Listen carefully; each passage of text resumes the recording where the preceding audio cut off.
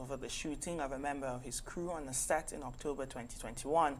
Cinematographer Helena Hutchins, a mother of one, was killed during rehearsals in the U.S. state of New Mexico when Baldwin fired a prop gun that was loaded with ammunition. Another crew member, Hannah Gutierrez-Reed, who was in charge of ammunition, has also been charged. Neither has commented on the charges so far.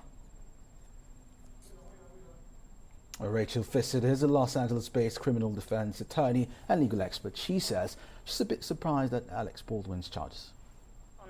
To be honest, I'm a bit surprised. I think that I would have charged it another way, or I was guessing they might charge it another way if they were to charge. What has happened is there are two ways that you could look at this case. One is as an overall workplace safety issue, where you then put the liability on the people in charge of workplace safety who knew that there were various incidents on the set that could rise to a serious injury or death. And the other, which is the way it was charged, is focusing exactly on the incident and the people involved in the exact incident at that exact time.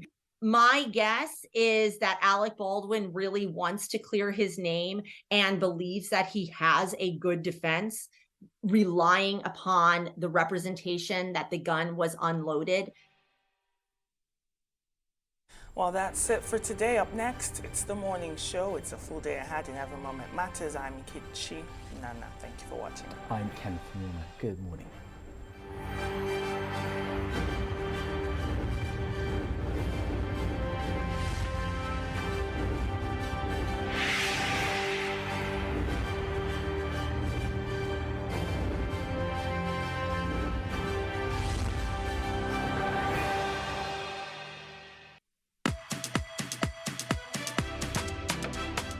Yesterday, I got a call from Glow. I won a 3-bedroom bungalow. Yes, guys! Guess what? I won a car. I won a generator by participating in the Festival of Joy promo by Glow. Hey, Glow don't do this one for me. Glow to make it set baby sewing machine. I won generator last year. This year I won for It's a celebration like no other, with prizes like no other. 20 new houses to be won, 24 brand new cars, 200 sewing machines, 100 generators, 1,000 rechargeable fans. Glow Festival of Joy promo. Dial *611# now.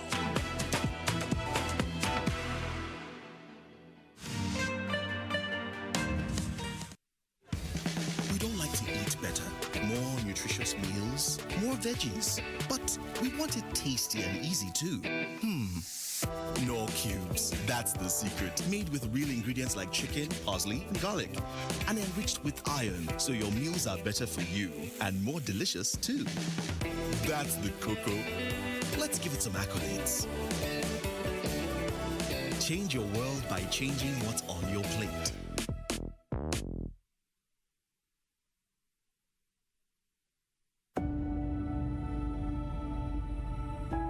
One planet, our world. 200 countries, 500 cities of over 1 million. 8 billion people with your own story every day, every news day. We make sense of all the noise because you need to know what's important for you, your family, your business, and how it affects your story.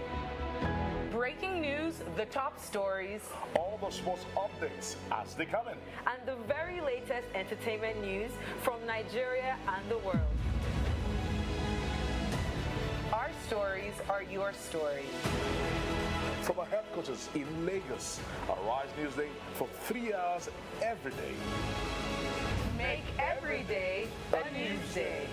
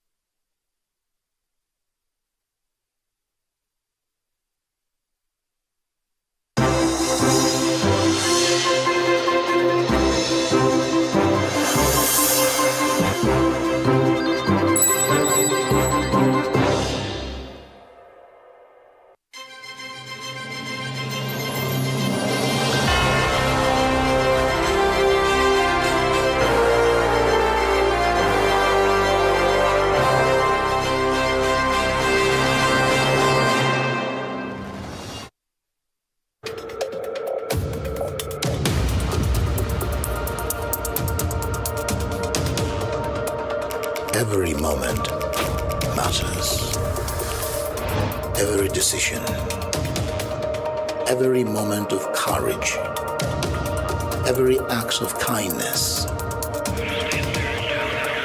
Every declaration of war is made by someone, somewhere.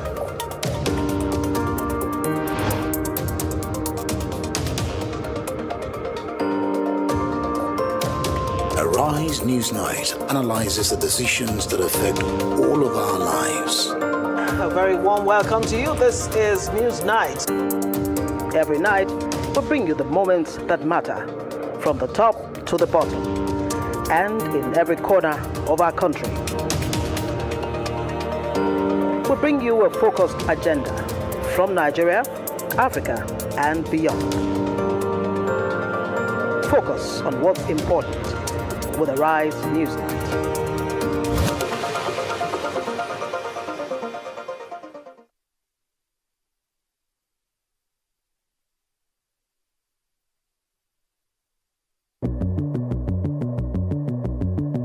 It all starts with a bell. And that bell means it's business time.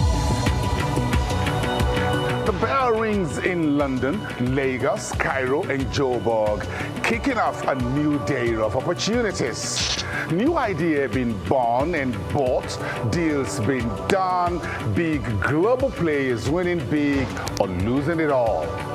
IPOs, mergers, takeovers, stocks, bonds, and commodities. In the business world, the winner takes the spoils. In the business day, every moment matters. Trust us to be your guide to the highs and lows of the global marketplace. We will round up the business day, what's up, what's down, the bears and the bulls, and what to watch out for. This is Arise Exchange.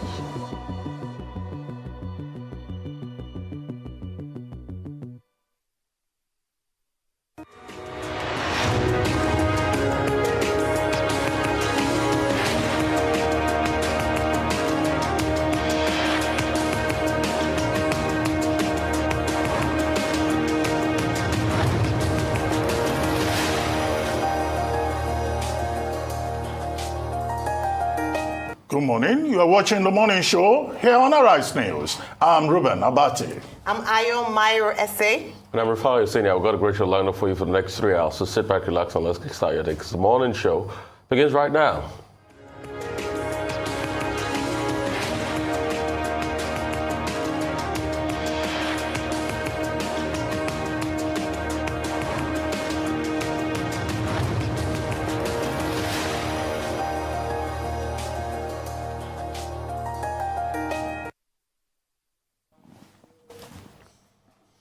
As we continue to count down to the presidential election happening next month in Nigeria, apart from the political campaigns going on around the country, the preparation of the Independent National Electoral Commission is important more than anything else. With over 93 million registered voters, concerns have been raised about the issue of the integrity of the register, the fear of preloading of beavers prior to election day also. There are still pending cases yet to be sorted out in court regarding the legitimacy of some candidates running for office. Joining us on this show later this morning to discuss these issues and more as we head towards the election is Mike Igini, former resident electoral commissioner for the Independent National Electoral Commission, INEC. Moving things along, we shall be engaging Dr. Stephen Akintayo, MD GTEX Holdings and founder Stephen Akintayo Foundation. We'll be discussing personal investment strategies for the year 2023 and the Stephen Akintayo Foundation launch of its $5 million grant to support 1,000 SMEs. So to catch up on news making headlines across the globe, Michael Wilson give us an update on global business outlook. Rhodes Zadir will give us an update on activities at the World Economic Forum in Davos in Switzerland. Aaron Akir Jalal will be taking us through sporting activities across the globe. We'll also review today's newspaper with Arise News analyst Emmanuel Feni.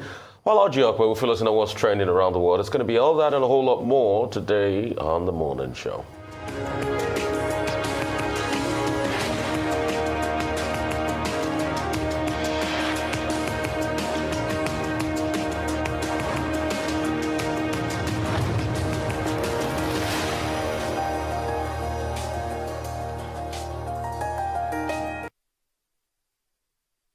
Welcome back to the morning show right here on the Rise News channel. It's now time to take a look at news stories making headlines around the globe. President Muhammadu Buhari has met with the central bank governor Godwin Emefiele at the presidential villa in Abuja. President Buhari told Emefiele, who just returned from his annual leave, that he was pleased to see him. The CBN governor was part of a delegation of Arab Bank for Economic Development led by its Director General, Dr. Sidi Ould-Taha. During the meeting, Buhari urged the Arab Bank for Economic Development to ensure an upward review of the amount of capital it plans to inject into various economies, including Nigeria, while also appealing to the bank to promote peace in the Arab world, adding that there can be no development without peace, as the two were complementary to each other. It's the first time the CBN governor was publicly meeting the president since the return from leave, and also their first public meeting since the attempt by DSS to obtain a court order to arrest Emefiele. You are welcome back. The governor of CBN, you are welcome back. Thank you, sir. I'm very pleased you are well received. Are you allowed to talk about this? Well, let me say bonjour and welcome, Rufai. I know you were able to test out some of your French, whilst you were away. Great to have you back. Okay, so we've had an interesting week. I'll fill you in. I'm sure you've been filled in online. But let's go to the news this morning. First thing this morning, we've been talking about the governor of the CBN, Mr. Godwin Emefiele, and this dance with the DSS. So he'd been on holiday. He'd been on holiday for, since December.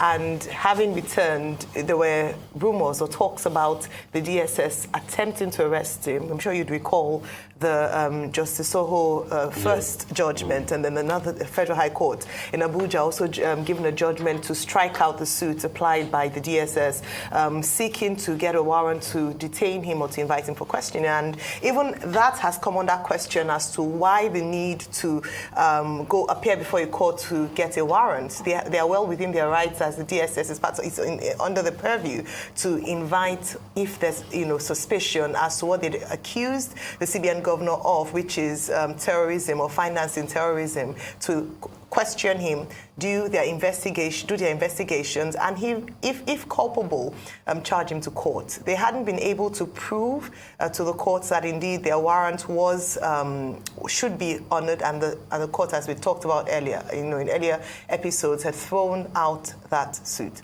Nevertheless, it didn't end there, as on his return from his holiday, they were said first at the airport, then at the CBN headquarters, and then at his residence. And a number of people had called out, senior advocates of Nigeria, some SANs, some human rights watchers had said that the DSS and security agencies should let the CBN governor do his job. If they have a case against him, he's not protected by immunity as the CBN governor. They should then, investigate, and if guilty, take him to court, rather than trying to detain him in this instance illegally, since the court had ruled on this. Now, something else you had said as well was the seeming, quiet of the president. Who, in terms of him responding, I mean, he appointed Mr. Godwin Emefiele and appointed him for his second term as well. And so it's good to see, that video. I think it sends a strong message to the DSS as well as to other agencies who might be wanting to distract. Don't forget, on the 8th of December, early December, Mr. Godwin Emefiele had gone to Daura and Katsina to brief the president on some of the new policies he had introduced. And from that report, when he spoke to media agencies afterwards, he had said that the president was happy to support, what he was doing, and just asked him to carry on. So it's great to see this, and now we're hoping. We've gotten the court judgment. We've gotten talks by lawyers, human rights watchers, and now the president has welcomed him back. So let Mr. Emefiele, the governor of the Central Bank of Nigeria, do his job without distractions. Dr. Vati? Okay. What are the issues here? The CBN governor, Emefiele, was part of the president's delegation to the United Nations General Assembly. And after that, the reports indicated that he went for medical treatment, and then also subsequently decided to take his annual leave. And then, of course, he showed up at work. He resumed on January 12th. Within that interval, we had this DSS drama that has been talked about. In any case, I mean, if the president is seeing the CBN governor after they had traveled together and he had gone subsequently on leave, what is he expected to say to him? He's expected to welcome him. Okay? He's not supposed to frown and say, oh, I don't want to see you. Because he was there, or again, in an official capacity. There was a delegation from the Arab Development Bank and, of course, the CBN governor, that's part of his portfolio, to accompany that person to the president. But I see so much capital has been made out of the fact that the president welcomed him back. Why is that so? That is the linkage with the DSS matter. But the point is that, look, what has been established is that the Department of State Services does not need the leave of court to go after anybody that is not covered by immunity under Section 308 of the Constitution of Nigeria. Only 74 persons are covered by that immunity, and that was the position of the court. The Court of Justice Mariam Hassan also made the point that you don't come to court and say you want to go and arrest a person even when you don't have the relevant evidence. You must first of all have evidence, and which was a part of that ruling that Fusika, SAN, Olumide Fusika SAN, read out when he appeared on this program. That, look, the state security agencies, they have a penchant to just go and arrest people first before they begin to look for evidence. The third point that the court made, which were related to the president, was that even if you are going to arrest the CBN governor, then of course you have to inform the president, considering the strategic position that he occupies as head of the, of the central bank of the country, and the implications for investment, for financial stability within the economy. Having not done that, Justice Mary Hassan threw out the DSS case. Now, subsequently, the Court of Justice Soho also arrived at more or less the same conclusion. And then, of course, there were persons who went to court and said, no, you cannot arrest the CBN governor. For the ironic point about money laundering, financing terrorism, when the same CBN, under the watch of Godwin Emefiele, had put in place, a number of measures to counter financing of terrorism and, illicit financial transactions. So that was the irony. But the president has not said anything publicly about it, although there are persons who have said the president should intervene because the buck stops at his desk. To stretch welcome back into, a full presidential statement will be like laying it on a bit too funnily. However, at that occasion, the president's statement, as reported in a press release by Femi Adesina, is they talk about peace, how peace is important for stability, and the efforts that his administration had made to ensure peace, to check terrorism, not just in Nigeria, but also within the sub-region and Africa at large. And recently the president was given the Abu Dhabi Peace Prize. So it was in order, for him to talk about peace, as a precondition for stability and also for development. But in terms of the optics, yes, it's good optics, for people to see that the president warmly welcomed the CBN governor. But it couldn't have been otherwise anyway. So it is sad that Nigeria has come to this precipice once again. And I'd like to ask this morning, if the CBN governor had not redesigned the Naira to be able to check the effect of political machinations, will all of this be happening? Will they call for his sack? Will people be trying to make things in the corner to arrest him? And like a lot of people, I think some people were reporting this when I said there was some respite. No, there's not much respite for Emefiele because those that are still going after him are still going after him. There was a story in one of the papers this morning that talked about new charges that they said based on some people that were, quizzed, some executives in the banking sector and all of that. And they said they saw some accounts. So I'm sure that's going to be taken to court in the coming days. And that's going to continue. They are not going to let him off the hook. We all know what happens in this country. We all know that once you try to stand for something in this country, people go after you. All of this I ask again. If there had been no new Naira policy, if there had not been no redesign, would Emefiele be haunted this way? That's a big poser. But secondly, going back to the subject matter, this is the first time he's seen the president. The president has the right to say thank you. It's because of the antecedents of what has happened. That's why we're reading meanings to it. The president saying thank you might not be a vote of confidence. But in the coming days, a lot of things will happen. We might not know what will happen. But these coming days, whatever we do, let us remember the interest of the country comes first. The policy for the Naira redesign is in the benefit of us as a country. We're already seeing probably some quick wins with inflation coming some measurable amount down. Although some people will argue that it's not because of the Naira policy, it's because people came home during the Yuletide period and they spent some money and there was some injection and all of that. Whatever you say, it is a policy that has come to stay.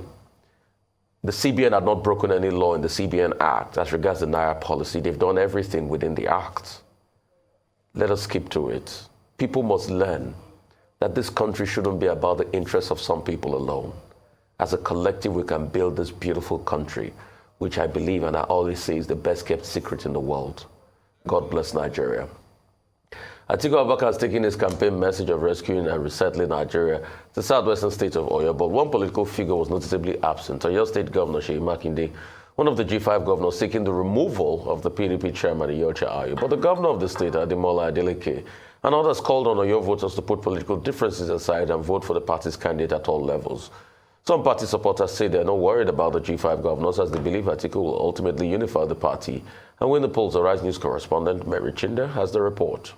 It's the D-Day of the PDP presidential campaign rally in Oyo State, with the Maple Hall playing host to scores of party supporters in the state, including state party chieftains. However, it is worthy of note that the governor of the state, Governor Seyi Makinde, who is one of the G5 governors, is conspicuously absent at this rally.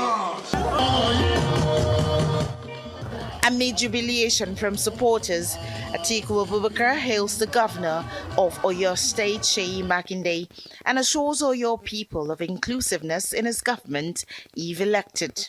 Now, Southwest is known to be also a business center. That's why in our economic program, we are committed to making sure that the industrialization of the Southwest is achieved and has the support of the federal government. But the governor of Osun State, Ademola Adeleke, and others are charging Oyo voters to put political differences aside and vote for the party's candidates at all levels. Let's surprise them and say in the Southwest we own Atiku. Hope you won't disappoint us. This is not the Nigeria of our dream. Our youths are getting frustrated. They are hungry. Our people, our mothers and our fathers, they are getting poorer and poorer by the day. With the presidential elections barely 37 days away, some party supporters say they are not worried about the G5 governor's rift, as they believe Atiku Abubakar will ultimately unify the party and win the polls. The PDP is expecting to win Oyo State. The governor of Oyo State is a PDP governor. Even though there had been some differences. The facts speak for itself. You can see the crowd, the enthusiasm. What is clear from here is the fact that the people of Oyo State, the people of Ibadan, the people of Oyo State have made up their mind about who to follow. This is a state that is politically savvy, and they are the pace setters for Nigerian politics. I have no doubt in my mind with these numbers. Look at the enthusiasm, look at the energy. Because what I've seen today make me proud and make me happy that we are going to win the election 2023. And with today's campaign in Oyo State over, the PDP is officially drawing its curtains to its campaign in the Southwest. Mary Chinda reporting for Rise News. Meanwhile, presidential candidate of the All Progressive Congress, APC, Bola Tinubu, yesterday said that he will tackle head-on the problem of corruption if elected president at the next month's poll. Tinubu stated this in Abuja during a consultative forum with the Federation of Construction Industry in Nigeria, FOCI. The APC presidential candidate said his government will back the establishment of a construction bank while aiming to eliminate corruption from Nigeria's system. He assured that the government will make conscientious effort to adopt strategies that attract rather than scare away investors. The former governor of Lagos State also stressed the need for a construction bank that can guarantee long-term loans for players in the industry. All right, a lot to talk about, Ayo. Yes, there are, but very limited time. So I'll just speak on the first story first of all, and a short comment on the Tinubu story meeting with the Federation of Construction Industry in Nigeria. So going back to the rally in Oyo State by the PDP, where the PDP presidential candidate is seen to be having quite a colorful reception, despite some of the distractions that the Oyo State has posed in terms of the G5 governor's agitation, of whom the Oyo State governor, Governor Seyi Makinde, is one of.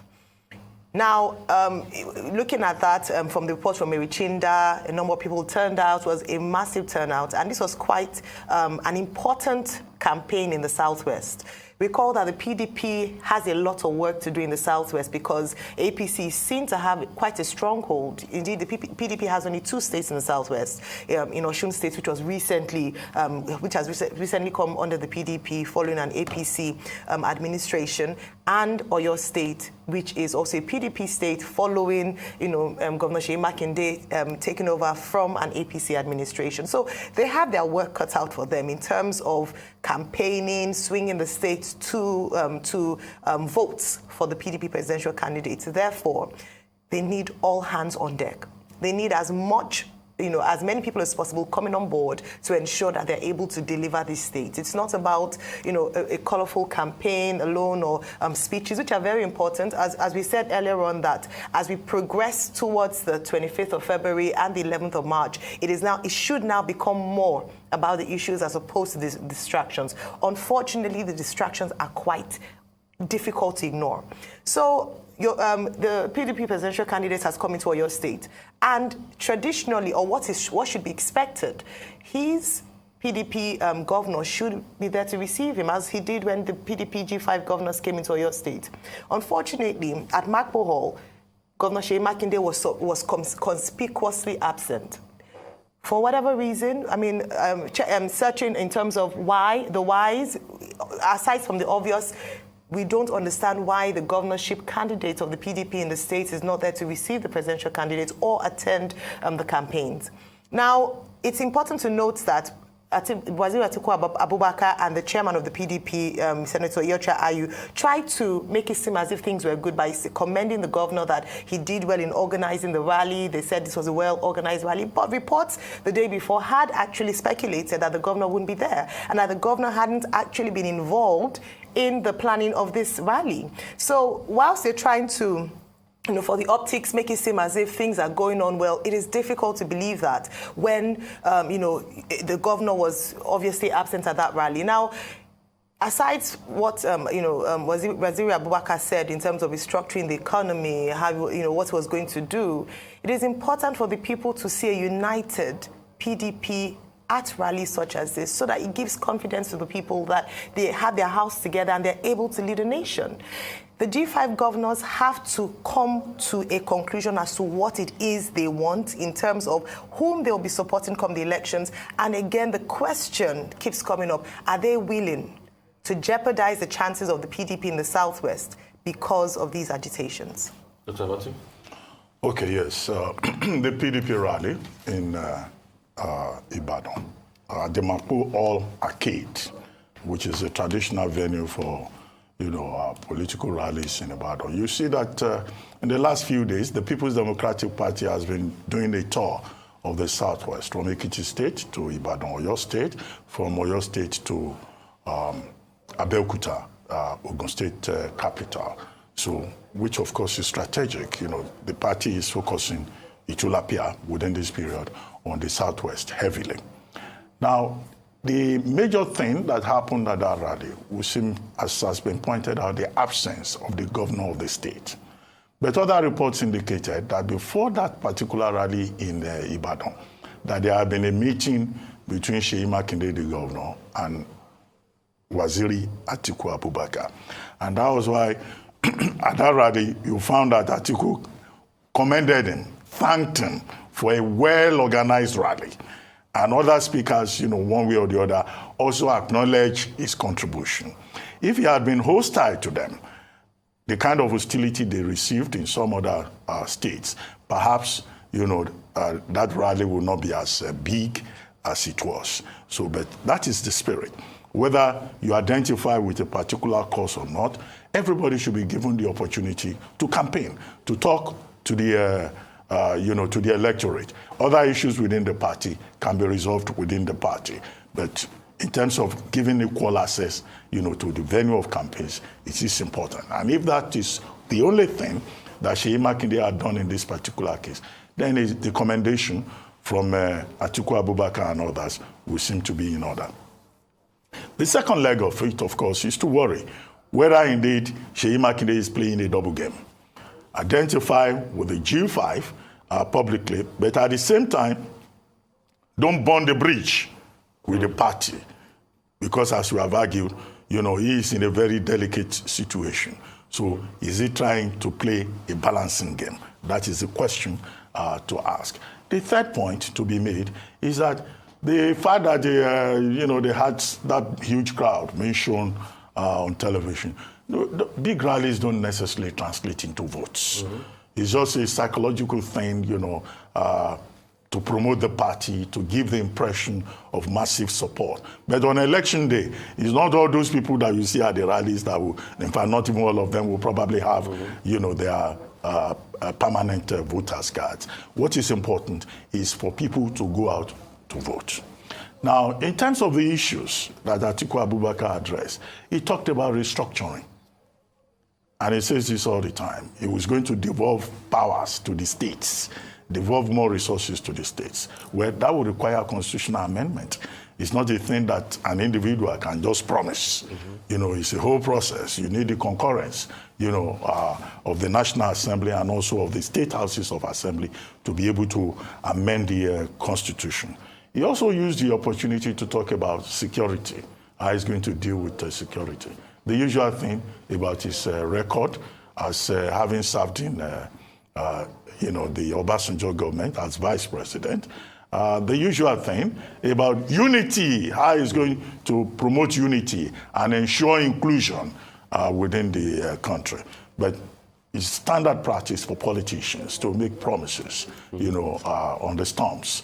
What is important is how we keep repeating that, how they can translate that into actionable goals. Another thing that the PDP presidential candidate did yesterday was that he visited the Olubadan of Ibadan, and at the palace, he was talking about how he's going to bring traditional institutions into the mainstream.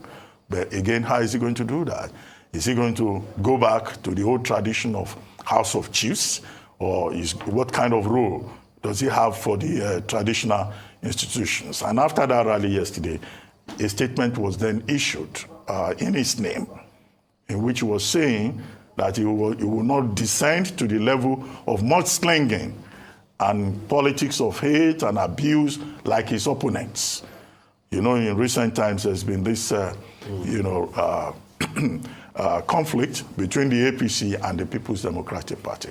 Well, it's good that Waziri Atiku Abubakar said that in that statement to say he's going to stay above the fray. That, in fact, is what the Electoral Act requires. But I hope that apart from that statement issued by the PDP presidential candidate, he will start by passing that message to his spokesperson, his surrogates, and those people who think that this election is a war by another means. That is what is important. as for the presidential candidate of the APC, yes, he was speaking in Abuja. Again, the usual thing, promises. He will address education challenges. He will reinvent, which is a part of his statement that I think should be underlined, the Federal Mortgage Bank of Nigeria, which he says has become static, lacks innovation. And I think that if anybody, can turn that particular institution around, that may be of benefit and of interest, to many members of the Nigerian public who, don't have access, to mortgage support, to mortgage loans. As for the construction industry, well, it's good to say it will attract international investors and drive investments into that sector. Yes, that's fine. But that's also contingent on a number of other factors. You have to provide infrastructure. You have to provide security. So it's a cocktail of issues. But as we move towards the election day, we'll find these candidates, making more and more promises.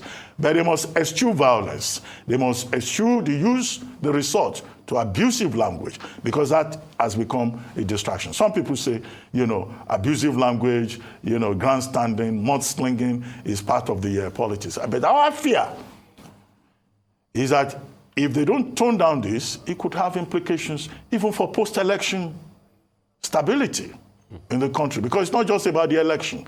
The issue is also what happens after the election. And let nobody set the stage, for any kind of blowout or conflict. Because the way some people are sounding, it's like they've decided that they must win by force.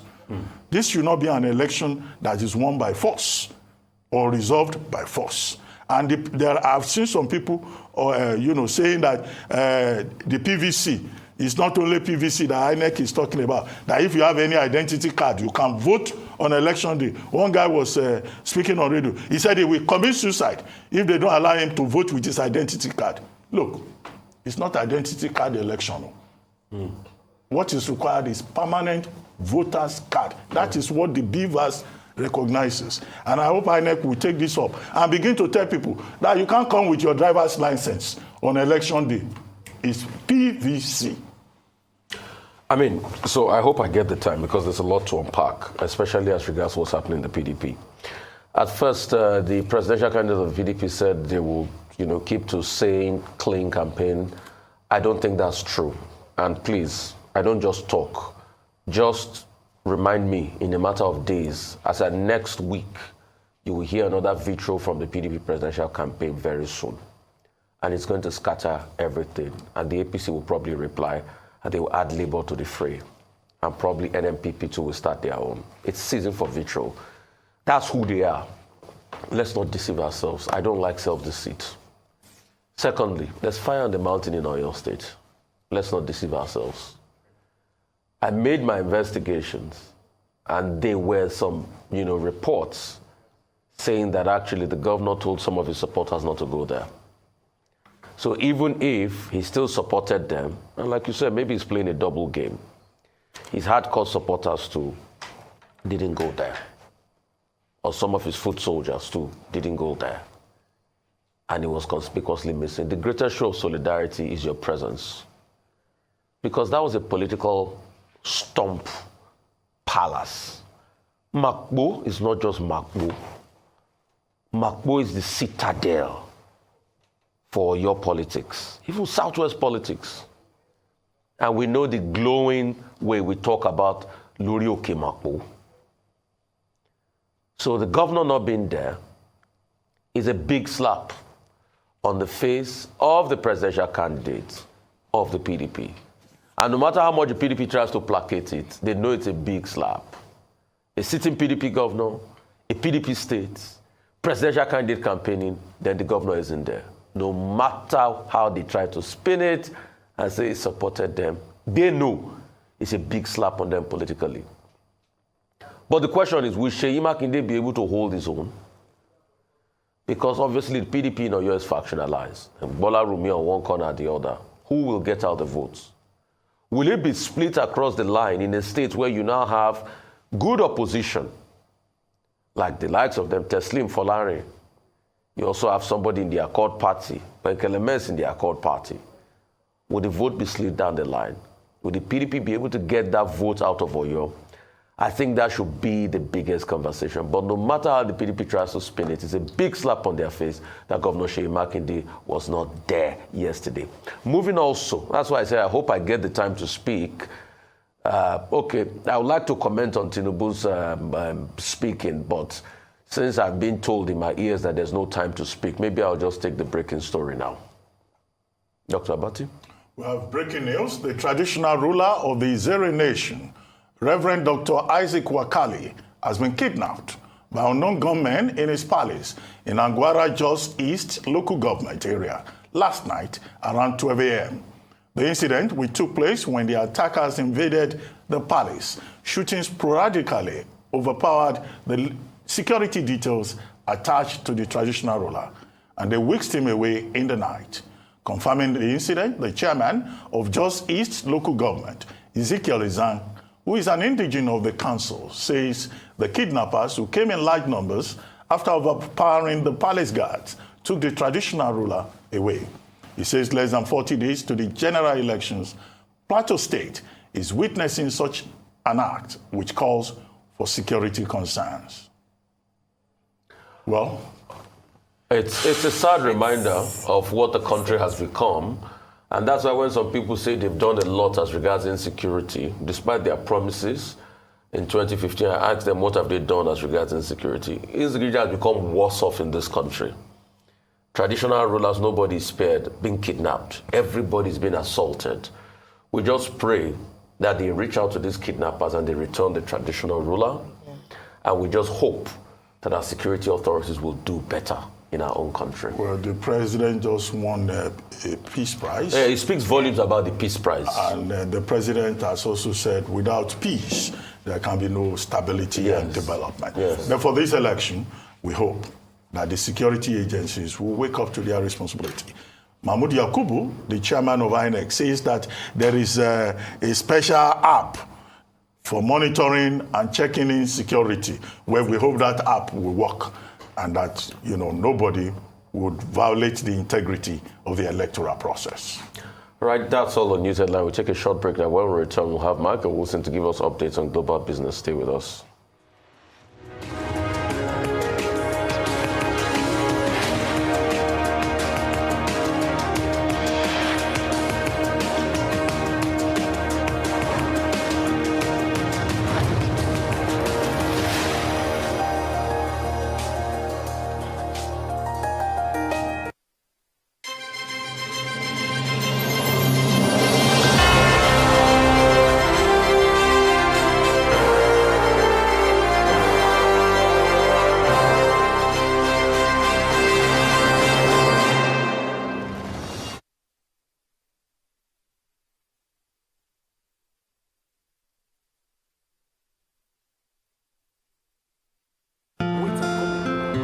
I've been running my business on my own, trying my best to get it to the next level, but I really need some help to get ahead. I know just what to do, I'll vote it for my loans, overdraft, step by step to my dream business we vote. Vote is the answer. Salary earners, entrepreneurs, get your loans with no collateral. Hey. Vote is the answer. Quick sign up, zero paperwork, step by step to your dream business we vote. By Polaris Bank. Vault is available to individuals, SMEs, and corporate customers. Download Vault by Polaris Bank from the Google Play Store or Apple App Store to get started today. Vault is the answer.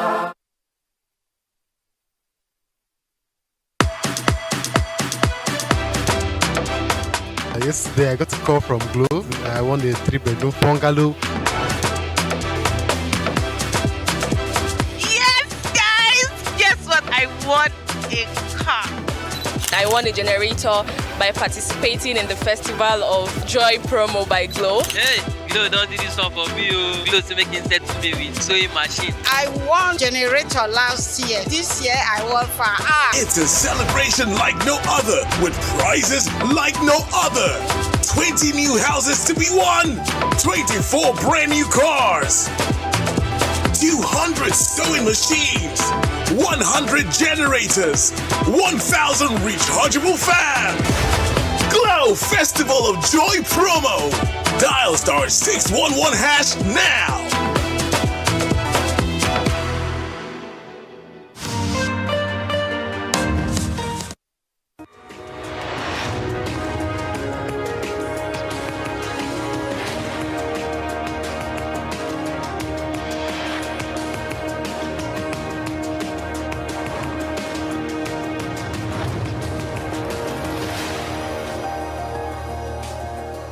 Welcome back to the morning show here on Arise News. For Global Business Update, Michael Wilson joins us now from Cape Town, South Africa. Good morning, Michael. Good morning. The standout from the Asia-Pacific region is Japanese inflation, which has risen to 4%. That's the highest since 1981. And that really now does mean that the outgoing governor of the central bank, and maybe indeed the incoming governor of the central bank, whoever that may be, will have to cope with rising inflation and may have to reverse a dovish policy of many, many years in Japan to become more hawkish to contain inflation. Although, given that Japan has an economy which has gone into deflation, inflation is no such bad thing. But there we are, a record now up 4%. China has been very keen to talk to Davos in the form of its deputy premier, saying that China is back.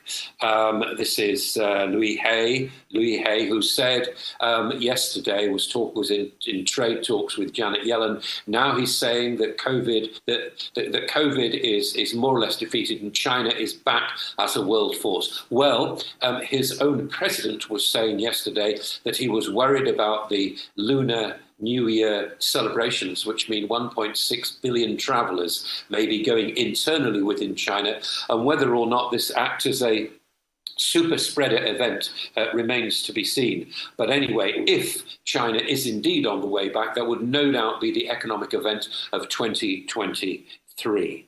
As far as the United States is concerned, stock futures slightly up again. The Dow negative for the first week of the year. Basically, they're looking at corporate results and not getting much guidance from them at all. Again, these are the only bits of thought, bits of evidence that the Fed will actually have before it makes its decision on February the 1st, or at least shows its decision on February the 1st about where interest rates are going in the United States. Obviously upwards, the question is 0.5% or 0.25%. More people that get betting on 0.25% as we speak. Netflix has blown away any forecasts of added subscribers, 7.66 million added as opposed to an expected 4.57. It's topped Wall Street's expectations. However, it does come with a warning that it's going to be a very, very tough year for the whole of the entertainment industry. And whilst Netflix may be getting more subscribers, and particularly getting more subscribers to its ad-supported streaming, where it goes in the future and where the rest of the streamers actually go remains to be seen. So good for them, but big headwinds coming up. Janet Yellen, the Treasury Secretary in the United States, has been taking what are described as extraordinary measures to avoid a default as the US hits its debt ceiling. Now, this happens every year, always has a discussion. She should know what she's doing, not that she doesn't, but she even more so since she, as you know, was chairperson of the Fed not that long ago. And really now this depends on how a divided House limits the ability of the US to keep borrowing, to keep its government services actually going. The Republicans will no doubt use their discussions about this to act as electoral leverage, or at least leverage on Capitol Hill rather, to manoeuvre their way around public debate of things like spending cuts and so on, which may have ongoing consequences for the war in Ukraine. Jamie Dimon has been talking, he of JP Morgan has been talking about where he thinks interest rates are going. I would suggest anybody's bet, but he reckons well over 5%. The Fed sort of set a limit of 5.1% in their December meeting. He thinks it may need to be more than that, but he's just guessing as the rest of us are. But, it's a JP Morgan figurehead worth listening to. Greta Thunberg, the climate change activist, has been talking about the UAE heading the COP28 talks, which take place in November this year, and talks about the UAE heading them as being ridiculous, fake. Completely ridiculous. However, the UAE itself has said that, and this is representative of the world's top oil producers, that they are way off track as far as getting to zero emissions by 2030. So it's clear that they know what they're doing. However, that's what the activists are saying.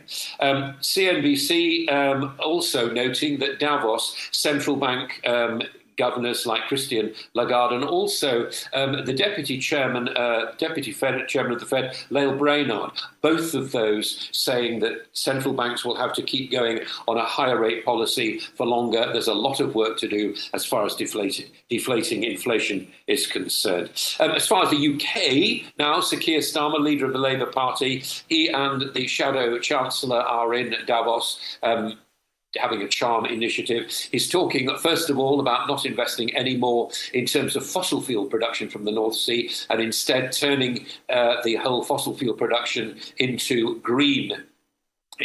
greener state. That will take a long time and will be very expensive. And he's also talking about saving the car industry. This is on the heels of British Volt, which was supposed to be a gigafactory in Northumberland, to the north of England, making electric batteries for cars. That has now gone into administration because it didn't have a business model that would have attracted £100 million worth of government investment. The whole thing, £3.5 billion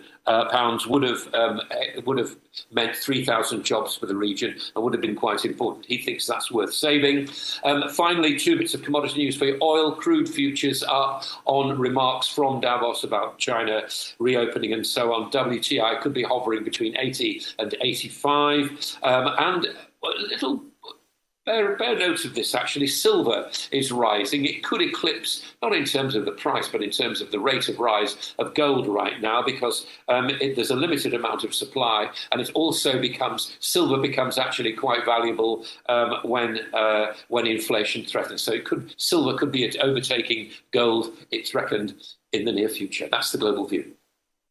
Michael, when are we going to quit this hypocrisy at Davos on climate change? A German village being knocked down to extend coal mine plants. The same Greta Thunberg that the West hailed as an hero was arrested and treated like a common peasant in that German village. And guess what? Now you're talking about climate change. Spare me. When are we going to spare the world of this hypocrisy, Michael? That's my question this morning. When? Never, because that's not how the world works. And in terms of climate change, I think the jury's probably still out as to whether that anything is achievable by 2030. Because don't imagine that fossil fuels are just suddenly going to disappear. We talked about the failure of this British factory, British Volt, didn't we? And again, not about the business process. I have my doubts about that, but there we are. Let's just stay there. But the fact is that if you buy an electric car in this country, you still have a very difficult task to actually find somewhere to charge it. Yes, certainly in the large cities, but you go outside of that and you start taking what we would describe as normal trips in one's own car, and it becomes a real pain to try to find where this is going to actually happen. So in terms of transition, this has not been happened. Now, politics, again, that's a different sort of game. I couldn't possibly answer your question about whether political hypocrisy will keep going. I think that Greta Thunberg is obviously saying what I would say if I were a climate activist, that it's crazy that UAE is chairing COP28. Is it that crazy? Are these countries? I mean, I've had experience of being in Dubai 10 years ago at a conference there, which they were quite clearly saying, yes, we've amassed our riches on fossil fuels, for better or worse, but we know we have to diversify. And UAE is making all the right kind of noises. In some ways, you could say, what better country to have as the head of COP28 than somebody who's got a vested interest in fossil fuels staying? And they're clearly saying they aren't, because they're saying quite happily now against that global emissions are nowhere near getting towards the kind of rate that they ought to be by 2030. I mean, why not have some of the major participants arguing the case for transition? All right. Well, just a quick one on Netflix, just a quick comment. Beyond their revenue, also the fact that their co-founder is stepping down as co-CEO, so Reed Hastings stepping down, giving way for Greg Peters to co-lead the organization with Ted Sanders. And just in terms of his priority areas, judging how well Reed Hastings has led the organization for the last 25 years. Well, yesterday... I was surprised to learn it was 25 years old, I have to say, and it started off as a postal delivery of DVDs to various customers. I think you're right. From my point of view as a broadcaster, I would say that what Netflix is doing is turning the world upside down. Streaming is actually saying, I want to watch this now. I don't care what the schedulers say. The only thing that it appears that people actually want to watch in real time is live sports events. And I suspect this is where the growth will be. But things are going to be very, very tough for the entertainment industry in 2023. And I think Netflix, although it's added many more subscribers than people actually thought it would, has acknowledged this in its latest results. Okay, looks like the contagion in the crypto sector continues. Yesterday we were talking about Bizlato. Now Genesis has again also filed for bankruptcy as a result of the losses it incurred from the collapse of FTX and also 3 Arrows. But you talked about Janet Yellen. The extraordinary measure that Janet Yellen is talking about to address the U.S. hitting its debt limit yesterday is to go to Congress, to ask Congress to pass a $31.4 trillion debt limit. Now, the White House is saying it's not willing to negotiate. If they are unable to resolve the matter, what will be the implication for American livelihoods and also for global financial stability? As I said, what will happen is that the Republicans will use it as leverage, as political leverage. I think what's much more at threat is the spending program that Biden wants in his second term to get going. The Republicans will resist that because, as you know, the Democrat majority is wafer thin and it's all to play for. I think that's the problem there. And if the spending cuts also, which the Republicans want spend to defense cuts, and that spreads to how much is invested in helping the Ukraine, I think we have a major problem on our hands, both domestically and internationally. Well, thank you very much, Michael. Thank you very much indeed. The head of the World Trade Organization has told Arise News that the WTO stands ready to support African nations in implementing the free trade agreement. Ngozi Okonjo-Iweala spoke to Arise business correspondent Rotus Odiri at the World Economic Forum in Davos, Switzerland. He began by asking about the state of global trade at the moment. Here is a report.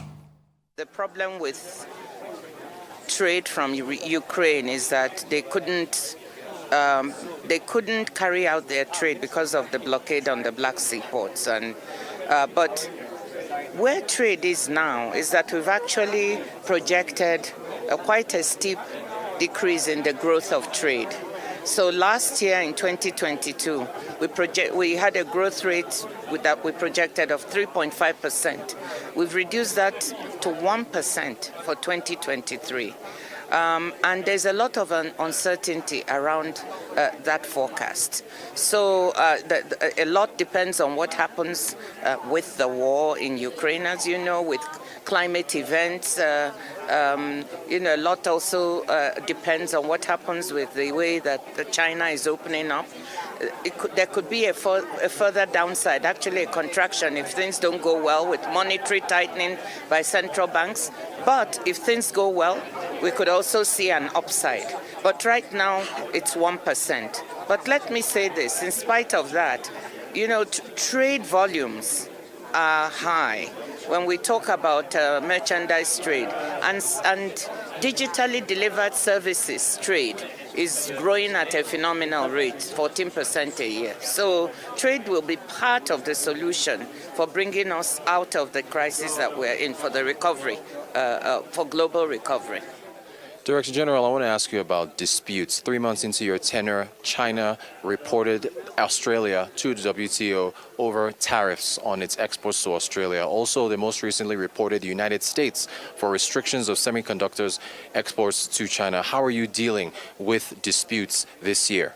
Well, as you know, part of the function of the WTO is that it has a dispute settlement system, but perhaps the only one in the world, the only global one that members come to when they disagree with each other or they think that WTO rules have been violated. So, of course, members brought these disputes.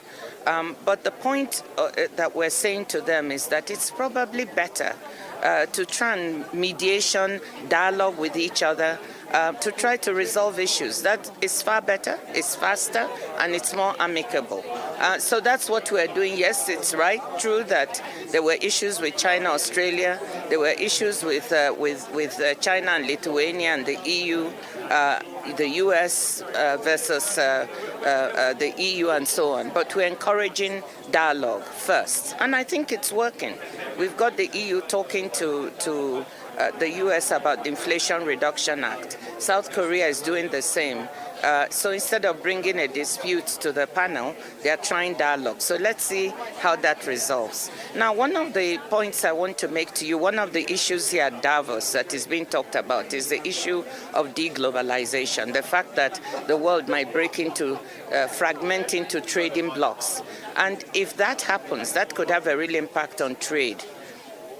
And we have done work at the WTO to show that if the world breaks into two trading blocks, decouples into two trading blocks, it would be very, very costly. We will have a 5% decrease in global GDP in the long term. And for emerging markets and developing countries, it could be up to 12%. So we have to be very careful that we do not lose the economies of scale that comes from trading in an integrated world or the technological spillovers, because if we do by decoupling, it will be very costly. So if we want to grow and for trade to be a part of it, the one thing that we're saying here in Davos is that we must not fragment. My final question to you, Director General, is on the African Continental Free Trade Area. How do you see trade in Africa this year? Well, the African Continental Free Trade Area is still taking hold. I think it's one of the most important agreements for us or arrangements for us to have on the continent. I do not believe we can really achieve Agenda 2063 unless we implement the African Continental Free Trade Area, implement the protocol. So yes, it's important, but of course it's just beginning. I know that 8 countries or 7 countries have started trying to trade under the protocol, but again, that is at the beginning. What we need is for all our countries, now that most of them have ratified the agreement, to actually start putting it into practice, because it will help solve a lot of problems. We have a big market, and if we can have move within such a big market, imagine if we can manufacture things or add value to our agricultural products, for instance, and trade within the area of 1.4 billion people for now. That's huge. So my view is that, look, we trade, intra-African trade is about 15 or 16%. We should be looking to double this within the next decade. Our share of world trade is less than 3%, around 3%. We should look to double that. To do all of this, the African Continental Free Trade Area will be very important. And the WTO is working with countries to assist. We're working through the African Union to support many countries. We spent about $3.5 million Swiss francs, supporting countries to building their capacity to help them with their protocols, to help them in any of the areas they feel they need in order to be able to implement whatever the protocols they've agreed to within the continental free trade area. We will continue to do that depending on the demand that we have from African countries. But the WTO stands willing to help because we think it's really, really important. Well, great, good one there. Like we mentioned, Rotus is at the World Economic Forum in Davos, speaking to the DG of the World Trade Organization, Dr. Ngozi Okonjo-Iweala. Swedish climate activist Greta Thunberg has accused energy firms of throwing people under the bus. She made the comments during a session at the World Economic Forum in Davos, Switzerland. Arise business correspondent Rotus Odiri has more. Davos Day 4 continues the trend of the first 3 days where the most pressing issues facing the global economy are being discussed here in Switzerland. Interest rates, rising interest rates, and central banks that continue to hike them in order to combat inflation was front and center on Davos Day 4. The European Central Bank in 2022 increased interest rates by 250 basis points to combat inflation that reached an all-time high of 10.6% in October. Inflation in the Eurozone has since come down to 9.2% year-on-year in December, but that has not deterred European Central Bank President Christine Lagarde, who here in Davos said that those interest rates will continue to be hiked by the ECB. Inflation, by all accounts, however you look at it, is way too high. And our determination at the ECB is to bring it back to 2% in a timely manner and taking all the measures that we have to take in order to do that, which is why we have already increased interest rates by 250 basis points. And we shall stay the course until such time when we have moved into restrictive territory for long enough so that we can return inflation to 2% in a timely manner. Global debt was also front and center here in Davos. Global debt has been on the increase since the 2008 financial crisis and the 2020 COVID crisis. As of June of 2022, global debt was at $300 trillion. That's 349% of global GDP. A panel here in Davos, including the World Bank and others, discussed whether global debt was on an uncontrollable spiral. Another session looked at Europe expanding its horizons. The European Union discussed with its neighbors improving security amid geopolitical shifts. Climate change, very much discussed here in Davos. Climate change activists, including Greta Thunberg, Helena Gwalinga, Luisa Nuboyer, and Vanessa Nakata from Uganda, discussed energy companies and their impact on the globe. Greta Thunberg, in particular, said energy companies were throwing people under the bus. Without public pressure, without massive public pressure from the outside, at least in my experience, these people are going to go as far as they possibly can. As long as they can get away with it, they will continue to invest in fossil fuels. They will continue to throw people under the bus for their own gain. So I believe that the changes we need right now needs to happen on the outside. We need to build and create a critical mass of people who demand change, who demand justice. It is devastating to continue to see what the climate crisis is doing to communities and doing to children and different mothers across the world. I feel frustrated too. I don't know what else to say, because the urgency of the crisis is evident and people are dying, and it's like our leaders are playing games. Rising interest rates, rising debt, climate change, geopolitical concerns. Another very interesting day here in Davos at the World Economic Forum 2023. Rotus Odiri, Arise News. We'll take a short break now, and when we return, we'll be talking to Mike Guinea, former resident electoral commissioner with the Independent National Electoral Commission, INEC. Stay with us. We'll be right back.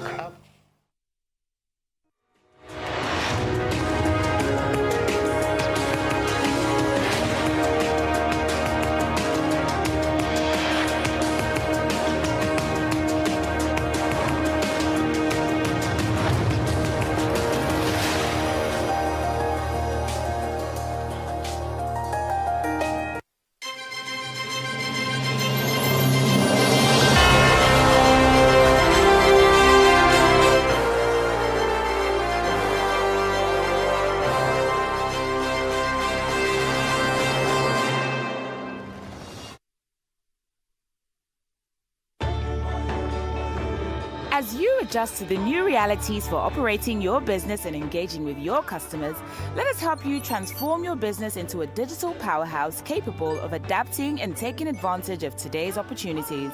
With our best-in-class array of digital solutions, you can conduct your business, receive payments from your customers, and perform transactions quickly, safely, and conveniently, because we've got you covered with the right people, technology, and service offerings.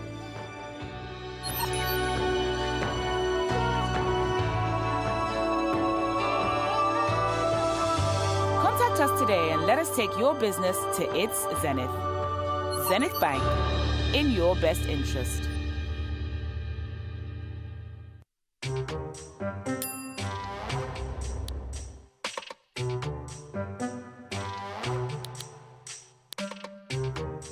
I'm about to serve better breakfast.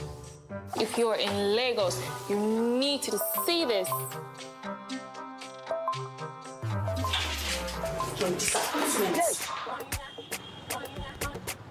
I'm not just streaming content, I'm just escaping traffic. Get more data to enjoy exclusive content. Dial *141# now. Airtel, the smartphone network.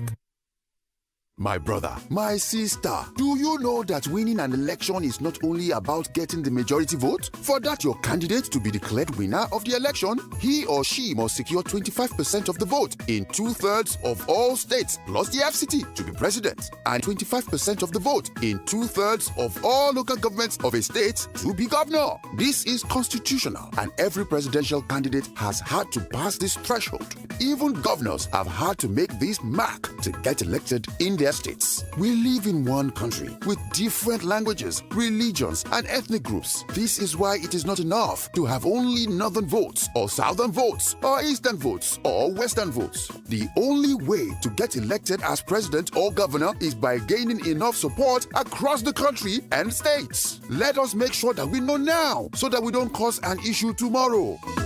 This message is brought to you by the Center for Democracy and Development, CDD, with support from the Foreign, Commonwealth and Development Office, FCDO.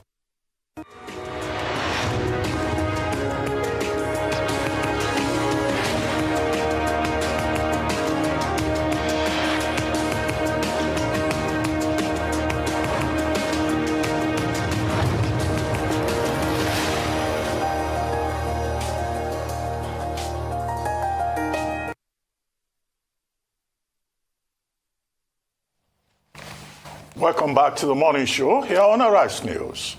On Wednesday, 11 January 2023, the Independent National Electoral Commission, INEC, officially released and made it public that over 93 million registered voters are expected to vote in the February the 25th and March 11th elections.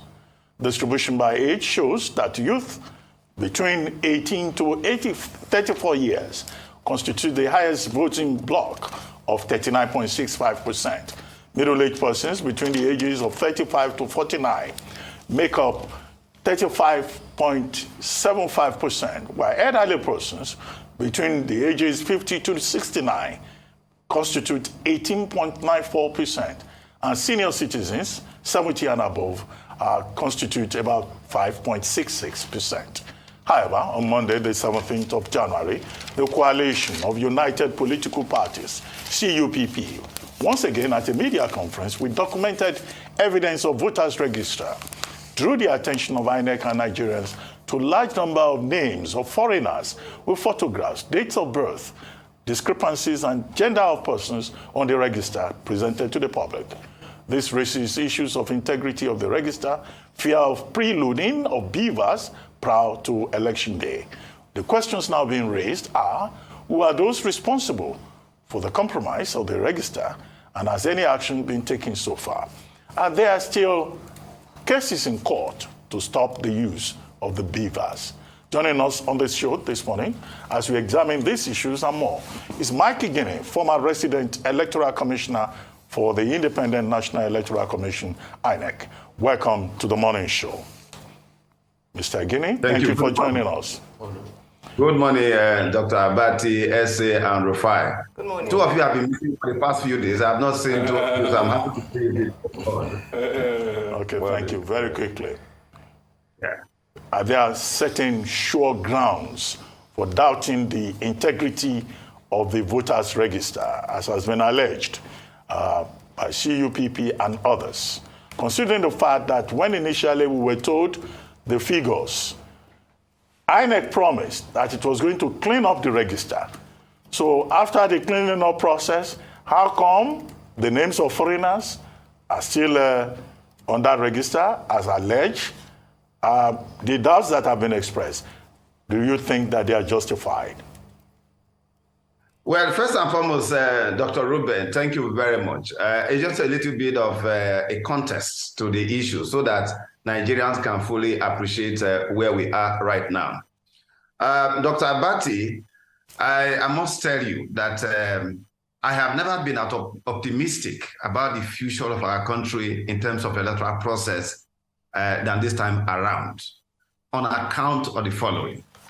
The issues that we have raised clearly, and this is what's the tragedy of our country, that there have been so much reform in the electoral system, but what is lacking, what has not fundamentally changed, is the behavior of election riggers in Nigeria, who are still carrying old ideas. Dr. Ruben, it took us 20 years to repeal statutes that have been encouraging election rigging in Nigeria, part of which has influenced what the CU people refer to. Now, Dr. Ruben, 20 years it took us from 2002 Act, the 2006 Act, 2010, 2011 as amended. There were some sections that have been encouraging this. But those sections of the law have changed.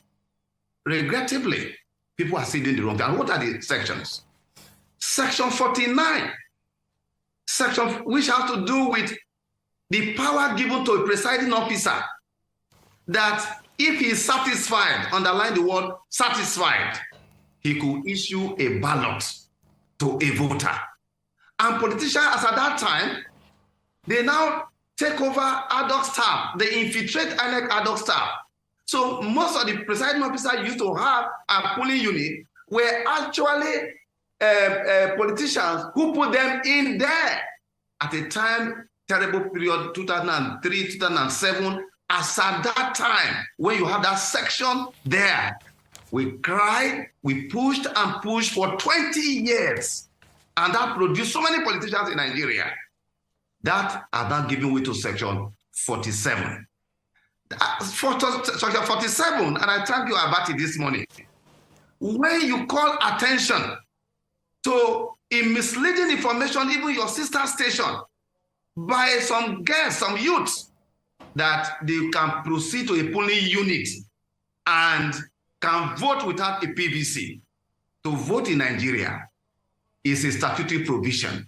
You require, that is now section 47. You need your permanent voter's card. That's what we admit you first into the polling station or polling arena before you can now go for accreditation. You cannot participate in the ceremony of exchange of garment and not wear a garment. So your first important thing is to go and collect your PVC. Number two, that's section 53 that took us 20 years to repeal, and we are now having section 51.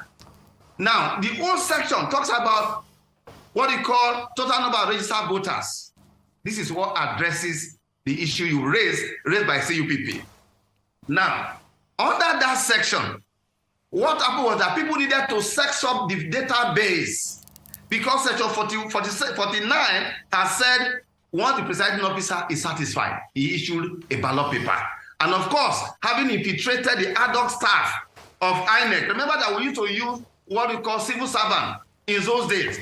It was when we came on board under the Jegal leadership that we changed to the use of NYSC to deal with that. When they now refuse to change the law when we came on board, that has now changed That's why we change that narrative. Now, Section 53 of the Repeal Act was to the fact that computation of voting was based on total number of registered voters.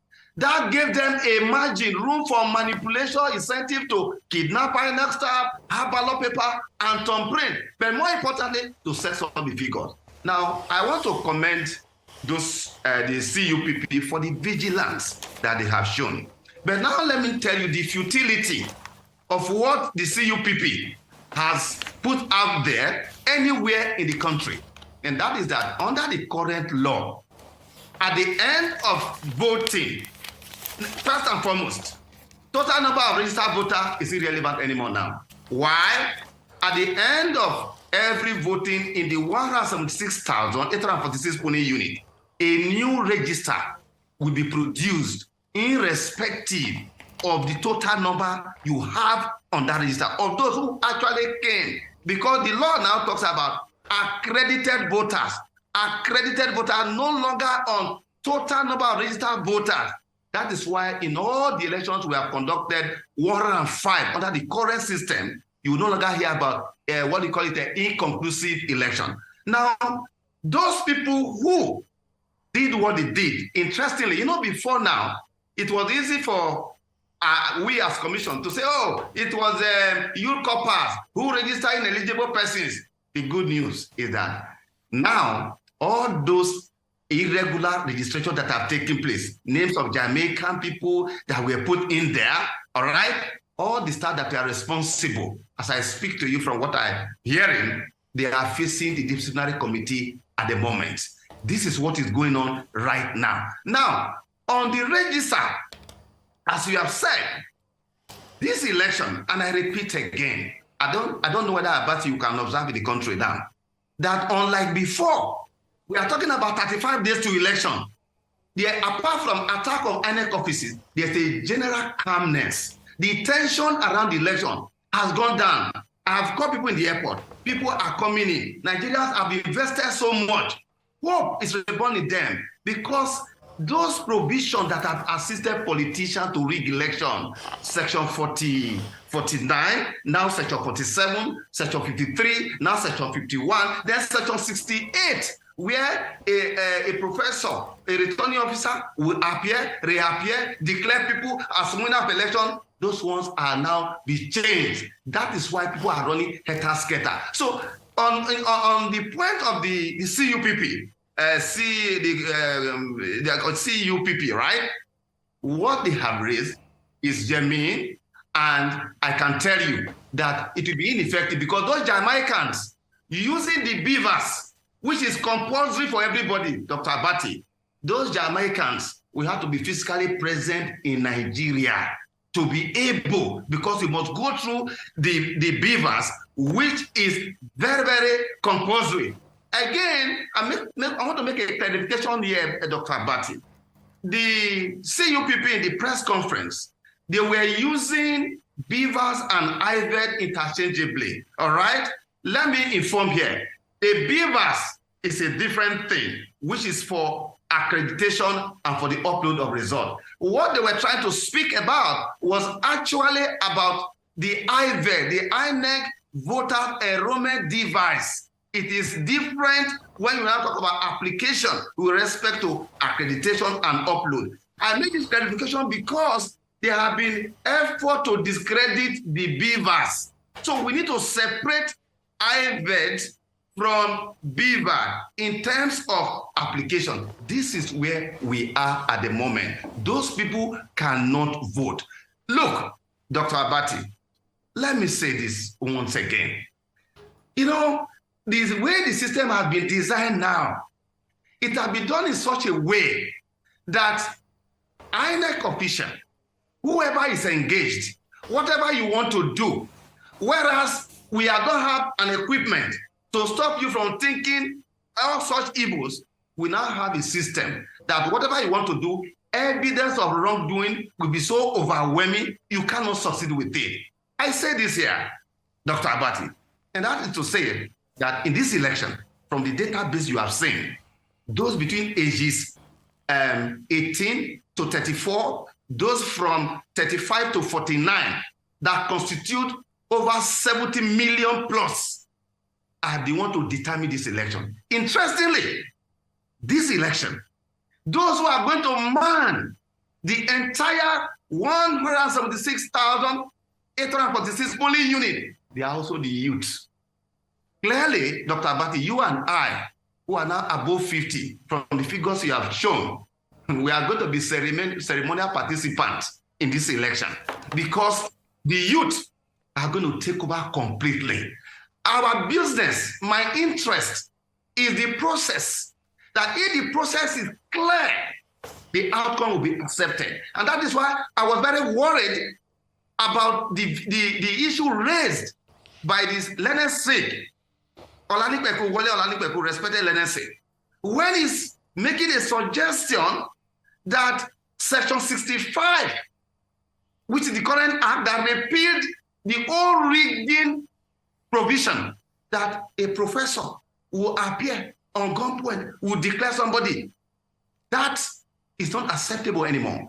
INEC under Section 65 subsection, and the proviso is to that. Where we have instances like that, and we have had many before, if you recall in 2019 election, INEC within 7 days had the power to review that. Any attempt to now say we should go to the National Assembly, where we know that people are not happy with certain sections that have presented some reality that is going to change our electoral process in this country, is going to be a dangerous step to take. Let us first and foremost go and implement this Electoral Act. After all, for 20 years, Section 49, Section 53, Section 68, we fought a battle for 20 years. And as God will have it, the National Assembly members, they had the Damascus experience. And they changed the whole thing to the Badboro sign. And we thank them for what they have done. Power is back to the Nigerian people. Mr. Gini, thanks for that detailed response to the question in terms of the integrity of BVAS. You mentioned that with the electoral register having citizens from other parts of the world, including Jamaica and the likes, that those who are found culpable are facing disciplinary actions currently. The first question is, would you be able to share what the, what the process is going to be like in terms of those found culpable? And then more importantly, prevention of having people able to sideline the process or divert the process or corrupt the process, if I could put it that way, so that people trust in the integrity of BVAS. The second thing I'd like to ask you with regards to security, which you touched on, is that the INEC chairman, Professor Yakub Mahmoud, had mentioned that they were going to deploy technological assistance with regards to responding to security threats. I don't know if you've heard about the election violence mitigation and advocacy tool, MVAT, that he talked about during his presentation and how that would work. I forwarded something to Arise, and maybe they can put it on to explain to respond to the question that you have just raised. But the most important message to the Nigerian people is that the politics of setting up voter register figures that politicians were using before, supported by Section 49 and Section 51, have been repealed. The problem we are having, SA, is that whether there have been sufficient reform, but there is no change of attitude on the part of the politician to complement INEC reform. The picture you are showing now for Nigeria to see, this is a situation where in the entire 36 states of the Federal Republic of Nigeria, you have INEC already have had that training. This was in 2019. These are set of trackers. I'm sure you're going to show the computers where every state of Nigeria, those states, 18 local government, Delta, 25 local government, Akwa Ibom, 31 local government, you have what they call a tracking system. INEC has domicile in Abuja, a system that gives it 360 visibility view of what happened across the country. Then at the state level, the picture you've just shown is an office in each state where there will be tracking of what goes on. Therefore, if, for instance, a returning officer has gone to somewhere on gunpoint, as we witnessed in 2019 and in several places, that brought some people into public office in Nigeria, and that information already before INEC, The decision was that such a declaration made involuntary, that is illegal, illogical, out of due process. INEC have a power as a regulator. Take note that INEC is a regulator of election in Nigeria that has what they call rule-making power to change both nomadic behavior and the structural electoral landscape of the Federal Republic of Nigeria. INEC should first and foremost review that. But subject also to judicial review. INEC decision, first and foremost taken, is not outside the review of the court. But to say that people who have been declaring people winners of election, like Professor Peter Ogban, who was caught napping, that such people who should go to tribunal. Look, the way the system is being designed, essay, is being designed in such a way that, look, the tribunal, we are all seeing the end of tribunal in this country, because you see all the elections that have been conducted recently. How many of them have been challenged in terms of process and procedure? This is where we are. But fundamentally, a credible election, it must be predicated on the existence of a credible register. And I can affirm to Nigerians here that our register is credible, because at the moment, Rufai, at the end of every polling unit, a new register will be produced, irrespective of what you have on that register. So the business of sexing up the register is an exercise in futility. It cannot help anybody. The APDC essay you are referring to, that is what we call Appointment, Promotion, and Disciplinary Committee. I can say from the level of interest Nigeria have taken, that on this matter, by the time INEC is done with the current action of those who have been proceeded against, not less than 40 or 30 people will lose their job, so that they can go and meet those politicians that have made them to undermine our public institution. That is what is going to happen. And the interesting thing is that it's no longer a case where you say, oh, it was a UCOPAS. No, these were done by INEC staff. You know, Karl Popper, in his book, Open Society and Its Enemies, essay, we must know that currently, because power is back to the people, we should expect some level of resistance, all right? And that is why it is important that we must continue to educate Nigerians. That look, go and collect your permanent voter's card now. Power is back to you. There is nothing anybody can do. This register is the largest credible database we have in this country. Irrespective, you can even see the fact that there's a capacity to show. But how those people came in, of course, there are some internal questions that we need to be, the commission itself have to look at, because what happened at the level of the ABs was those local governments skipped, where they skipped.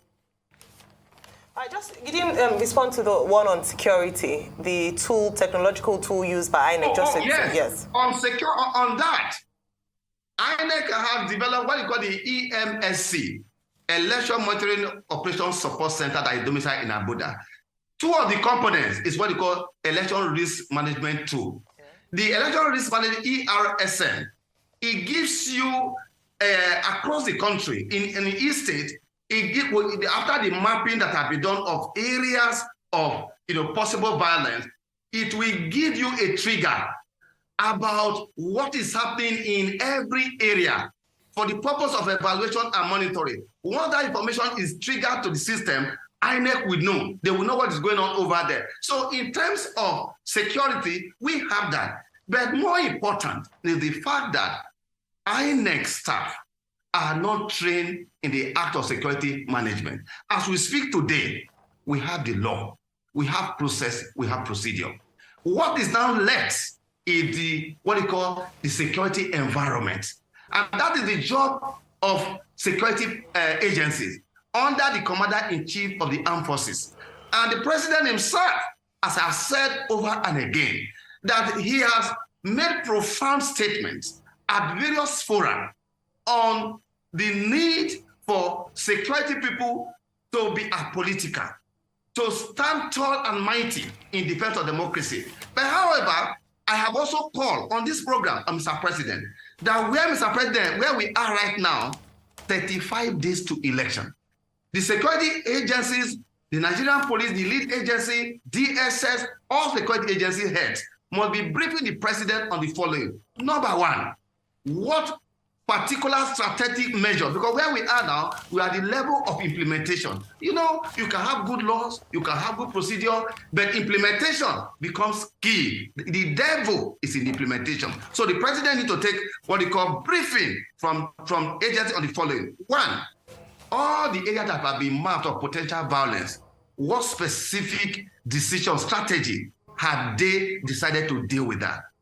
Issue, for example, about vote buying, what strategic measures that have been put in place at the moment? 3, they must also begin to tell Mr. President what they will need to do, which I would not want to discuss here, 48 hours to that election and 24 hours to that election. In one of those actions, which we have suggested to security agency already, the president will have to lead in one of those measures within 48 hours and 24 hours to that election. That I can tell you. You know, the beauty, why I'm so optimistic about this forthcoming election. And optimism is not a reckless one. It is based on the things that are on ground at the moment. And that is that this election will reflect the will of the people. Okay, thank you so much, Mr. Gideon, and we hope and pray it does reflect the will of... So two things I'd like to ask. Let us double-click on that alarm being raised by the legal silk, on that section. I think you want to talk about that. Let's talk extensively about that. I'm talking about Oleolani Pekun. Secondly, just yesterday, a court in Abuja revisited the case, Court of Appeal, I should say, revisited the case of the APC primary in Akwa Ibom.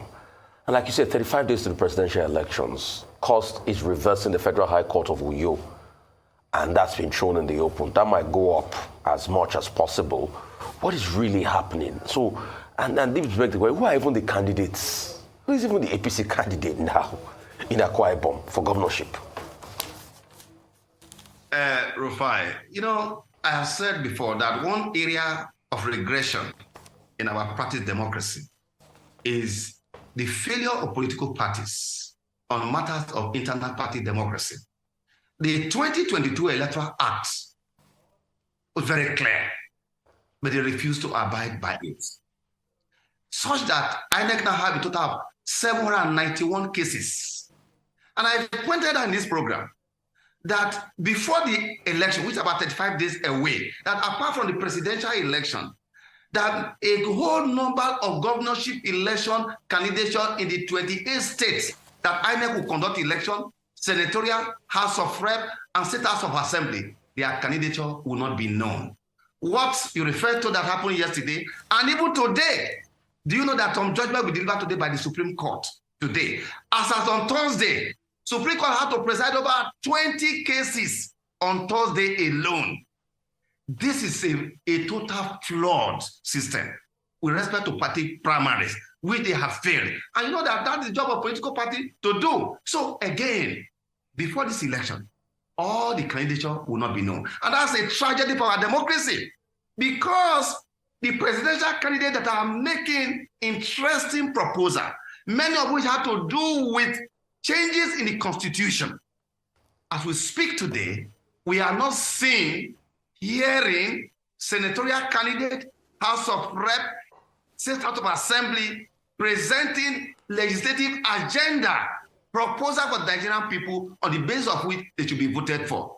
What we are likely to see at the end of this exercise is that we are going to go back to see where, for instance, in 2003, in 2007, when you had a ruling party controlling National Assembly, they were not able to work together because of the fact that whereas a president may have made commitment as to what he want to do, there was no legislative commitment and proposal on the basis of which we were voted in. So, Rufai, please, let us even just leave them to do whatever they are doing. We shall all meet in Philippi. The only good news, the only thing here. How do we leave them? knowing the fact that we might not know the candidates for governorship election in Akwa Ibom State, for instance, and other states of the country. So which party gets voted? So are you telling me that now we'll have a lot of Supreme Court governors? Because in a case where a party gets voted in, like an APC wins, and a Supreme Court judgment gives to the man that went to court before, then that's another case of, we can't afford to be having more Supreme Court governors in this country. What is the country becoming? Yes, Rufai, yes, you know why I'm saying this? Because the matter is already in courts. Now, what I know we have to fall back on is the logo of the party, which is what, we don't have the names of the candidate on the ballot.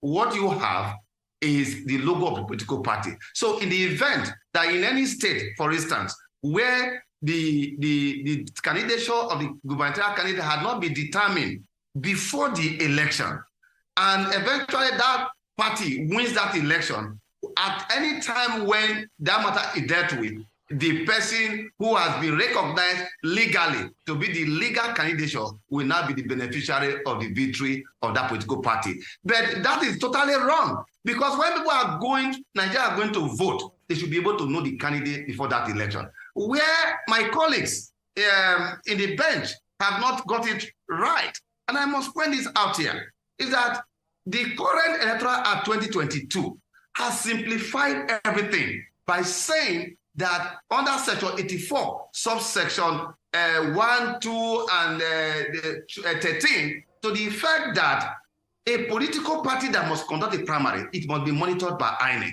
Once INEC has monitored that report of INEC showing who was actually declared the winner becomes very decisive. So in the cases that have been taken to court, if we are focusing on INEC report, you will do away with them as quickly as possible. But in any case, you are talking about 791 cases.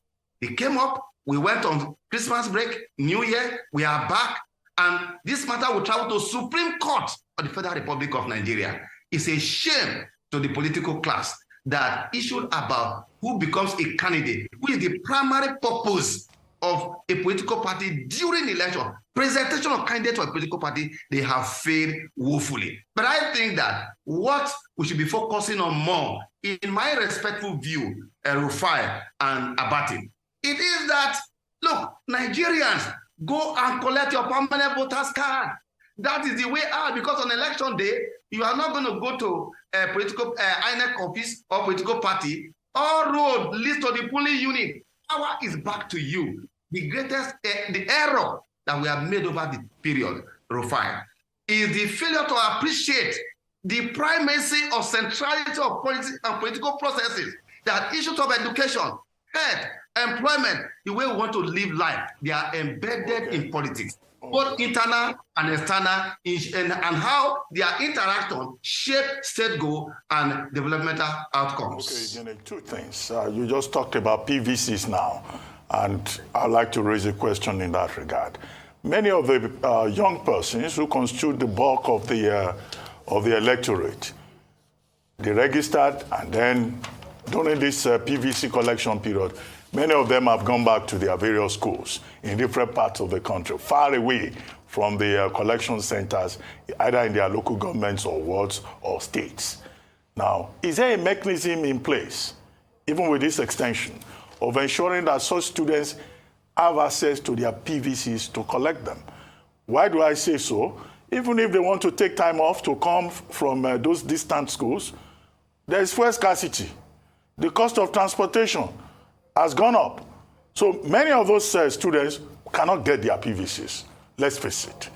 But is there a mechanism in place for helping such persons who find themselves in that category? Secondly, the president, while taking letters of credence from some diplomats recently, warned foreign nations not to get involved, not to meddle in Nigeria's electoral affairs. So these foreign nations, these foreign players, do they pose a threat to our electoral process, considering the fact that we even invite and admit international observers on election days? Dr. Abati, we live in a global village. the world we are today is like a village. Nigeria cannot be in autarky of issues of democracy and election, because democracy is not only gives an opportunity for citizens to participate in election, it is now an instrument of international and global relations.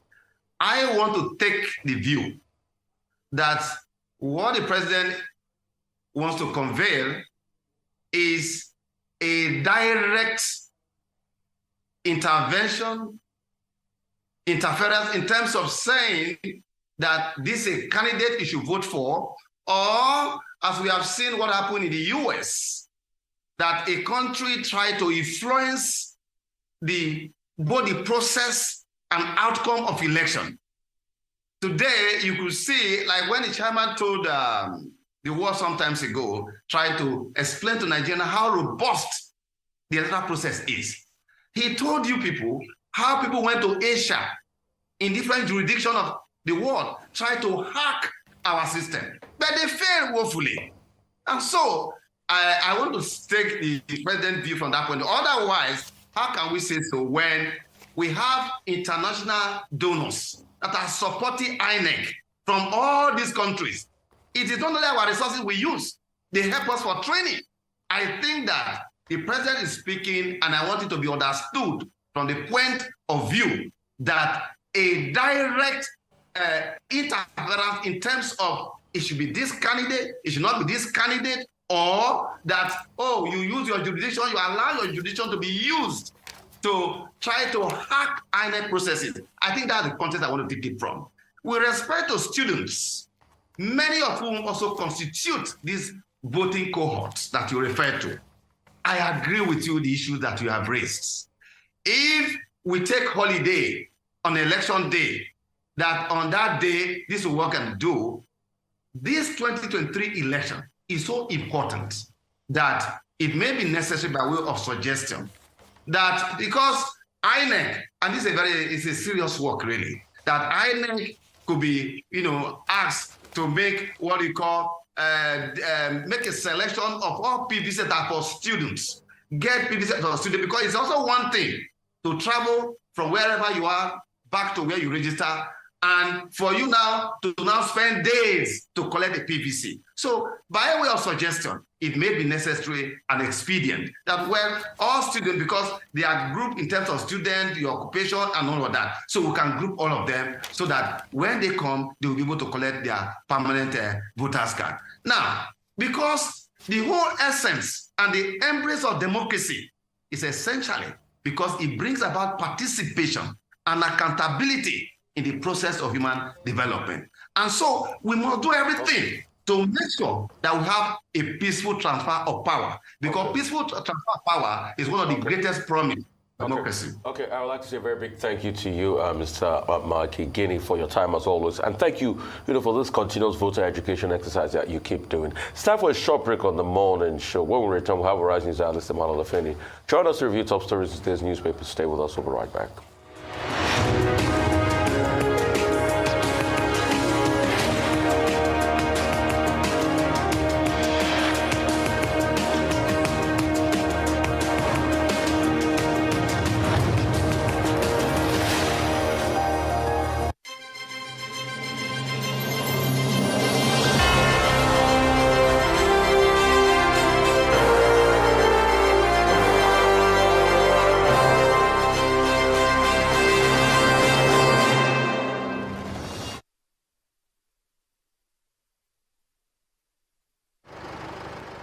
Emergencies happen when you least expect them to.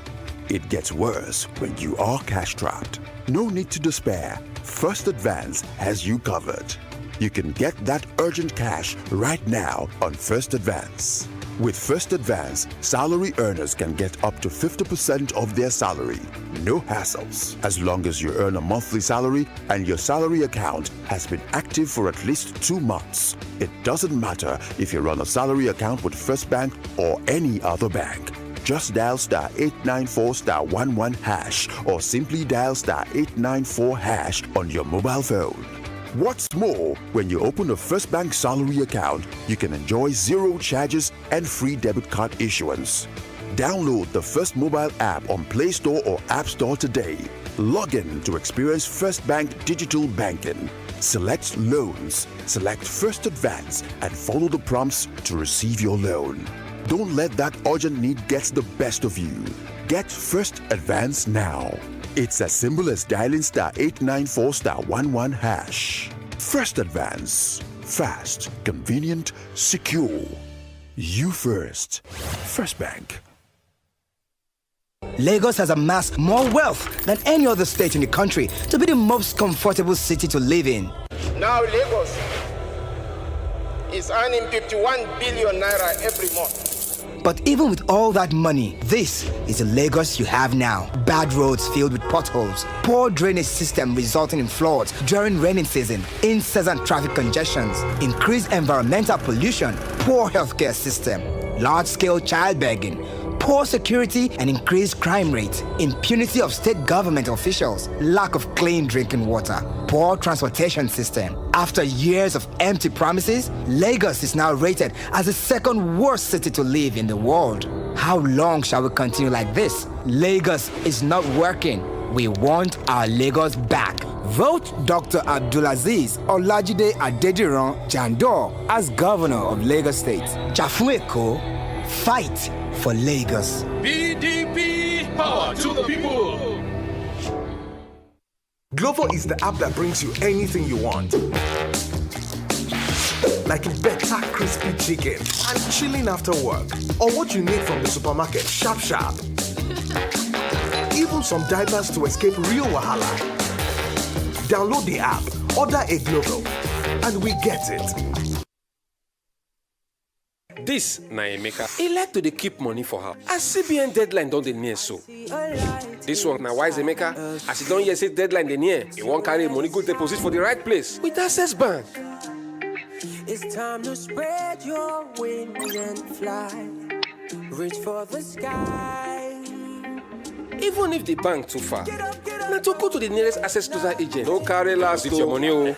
Get up right now, right now.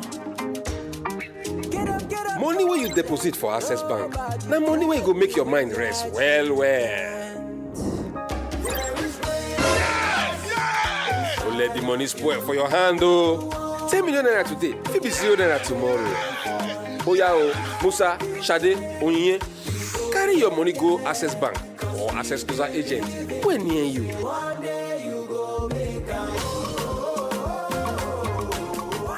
Access, more than banking.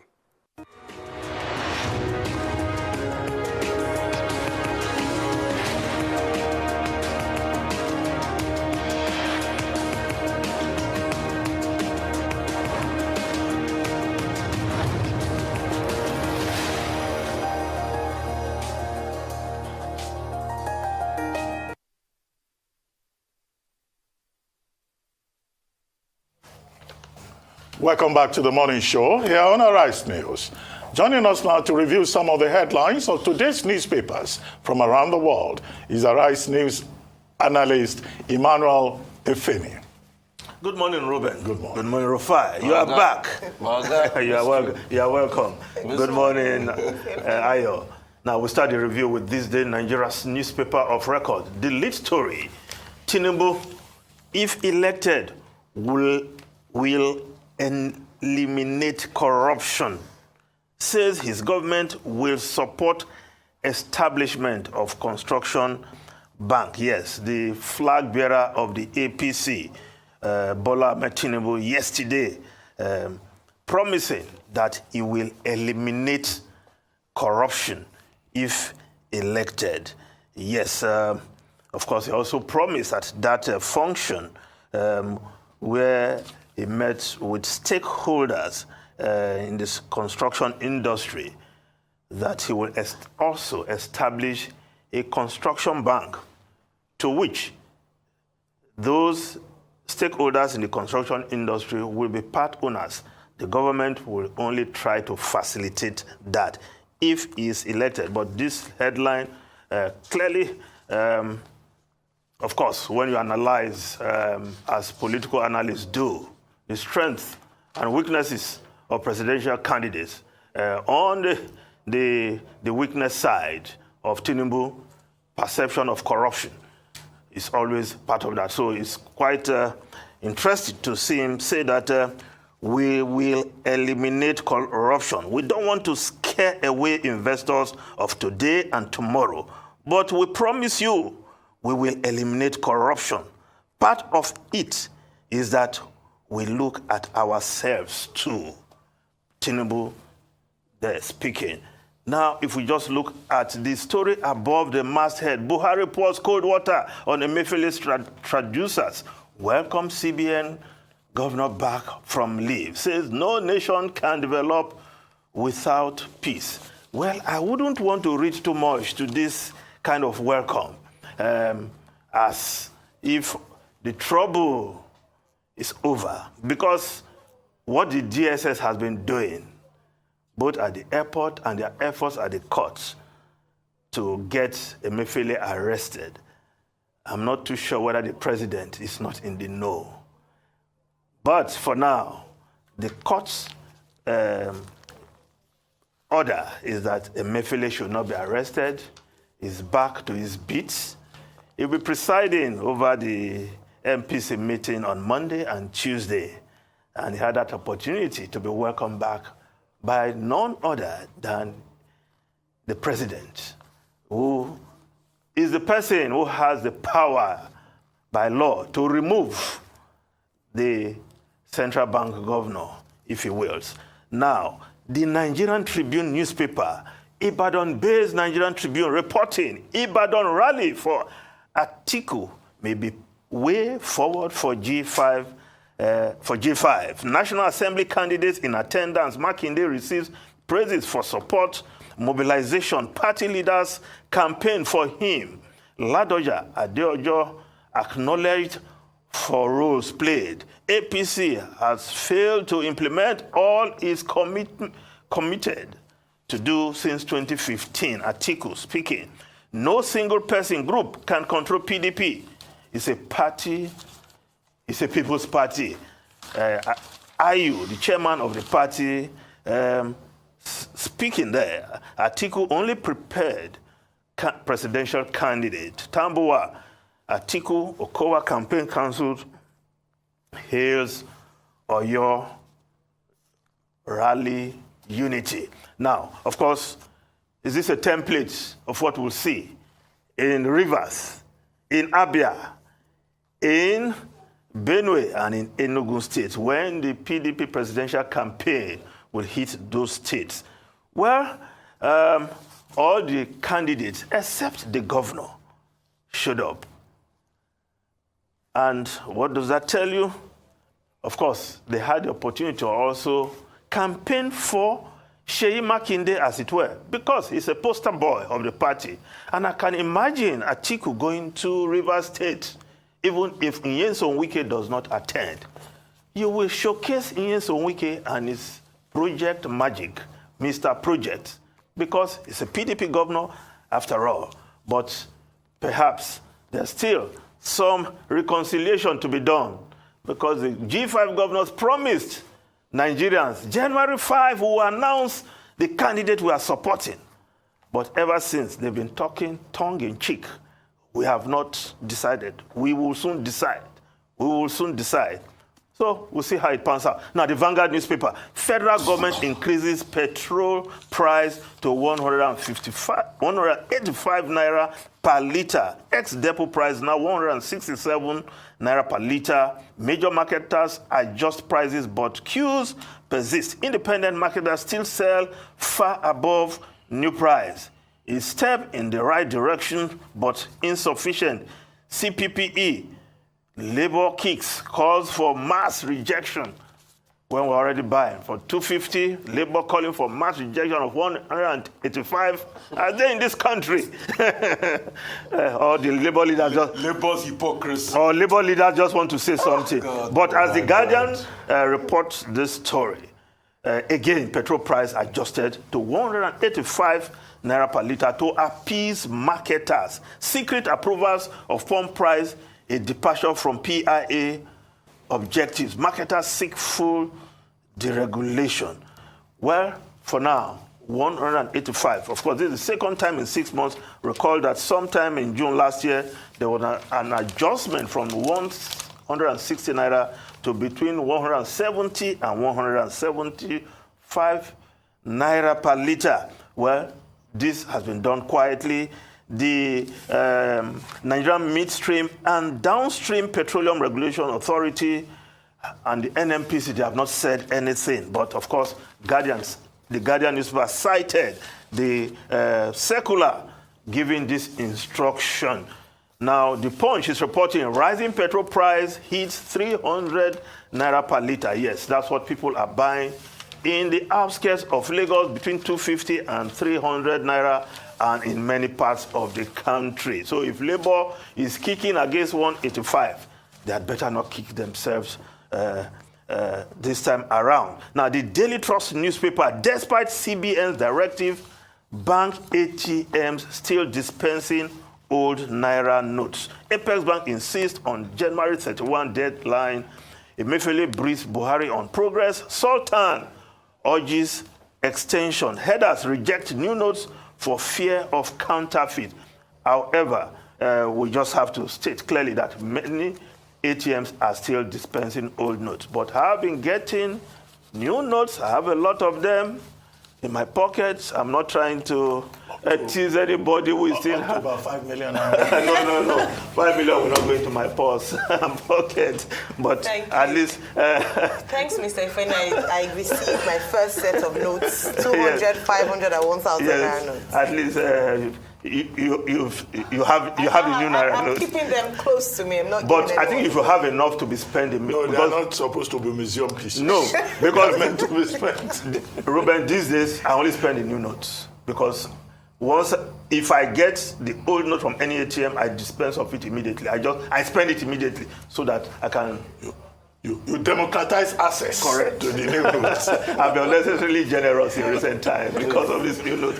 But it's okay. It's good to be generous. Please now, the foreign newspapers, quickly, the Guardian newspaper, Tory areas allocated more cash from levelling up fund. Tory constituencies have been awarded significantly more money from government's £4 billion levelling up fund than areas of similar levels of deprivation, according to the Guardian analysis, where the disclosure is bound to provoke further fury from some regional leaders who accuse Rishi Sunak, the Prime Minister, of offering pre-election bribes.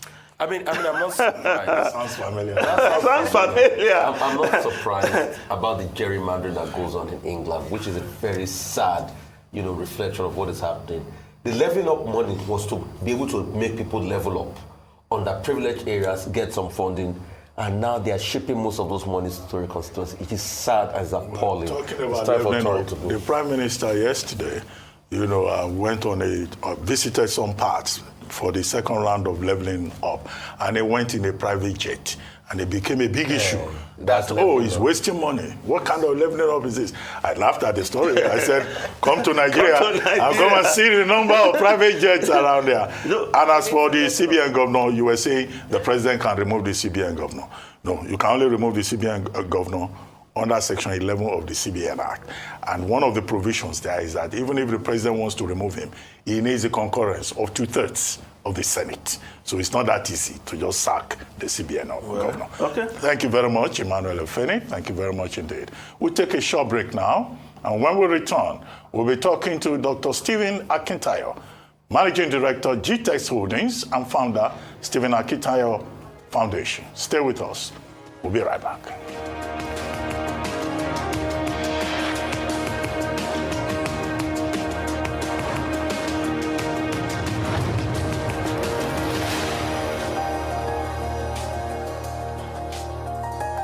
Introducing an all-time mega offer. Get over 50% discount in the Airtel Home Broadband Mega Offer. Buy a router for just 10,000 Naira and get up to 240 gigabyte or a MiFi for 5,000 Naira and get up to 125 gigabyte bonus data. More data, more you. Reliable home broadband buy. Airtel, the smartphone network. New Naira notes? Don't panic. Here's what you need to know. Ensure to make deposits of all old banknotes before January 31, 2023. To make the process seamless for you, all Fidelity Bank branches will be open till 6 p.m. on weekdays and 10 a.m. to 4 p.m. on Saturdays to allow for cash deposits only. Also, please note that bank charges on all cash deposits have been suspended by the CBN. However, charges shall still be applied on cash withdrawals. The new banknotes can be accessed at any Fidelity Bank branch nationwide from December 15, 2022. Old banknotes will remain in circulation till January 31, 2023, when they will cease to be legal tender, as directed by the CBN. For more inquiries, follow us on our social media channels or email us at true.serve@fidelitybank.ng. You can also call 0700 3035 489 or reach us on WhatsApp on 090 3000 5252. Thank you for banking with us. We are Fidelity. We keep our word.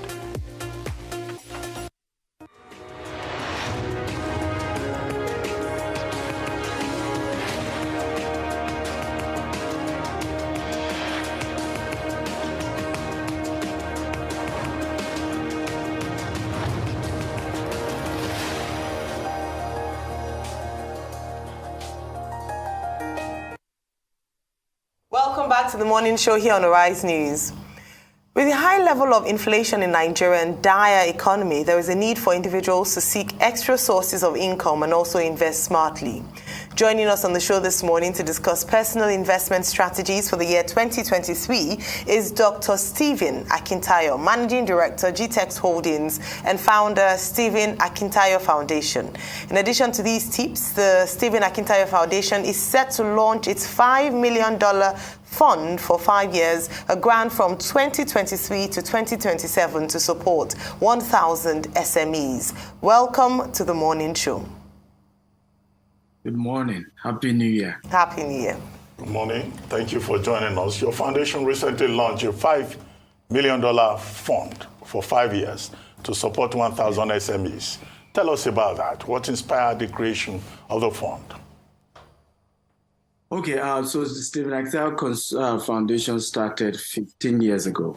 It used to be an NGO helping orphans, and then later we started giving bursary.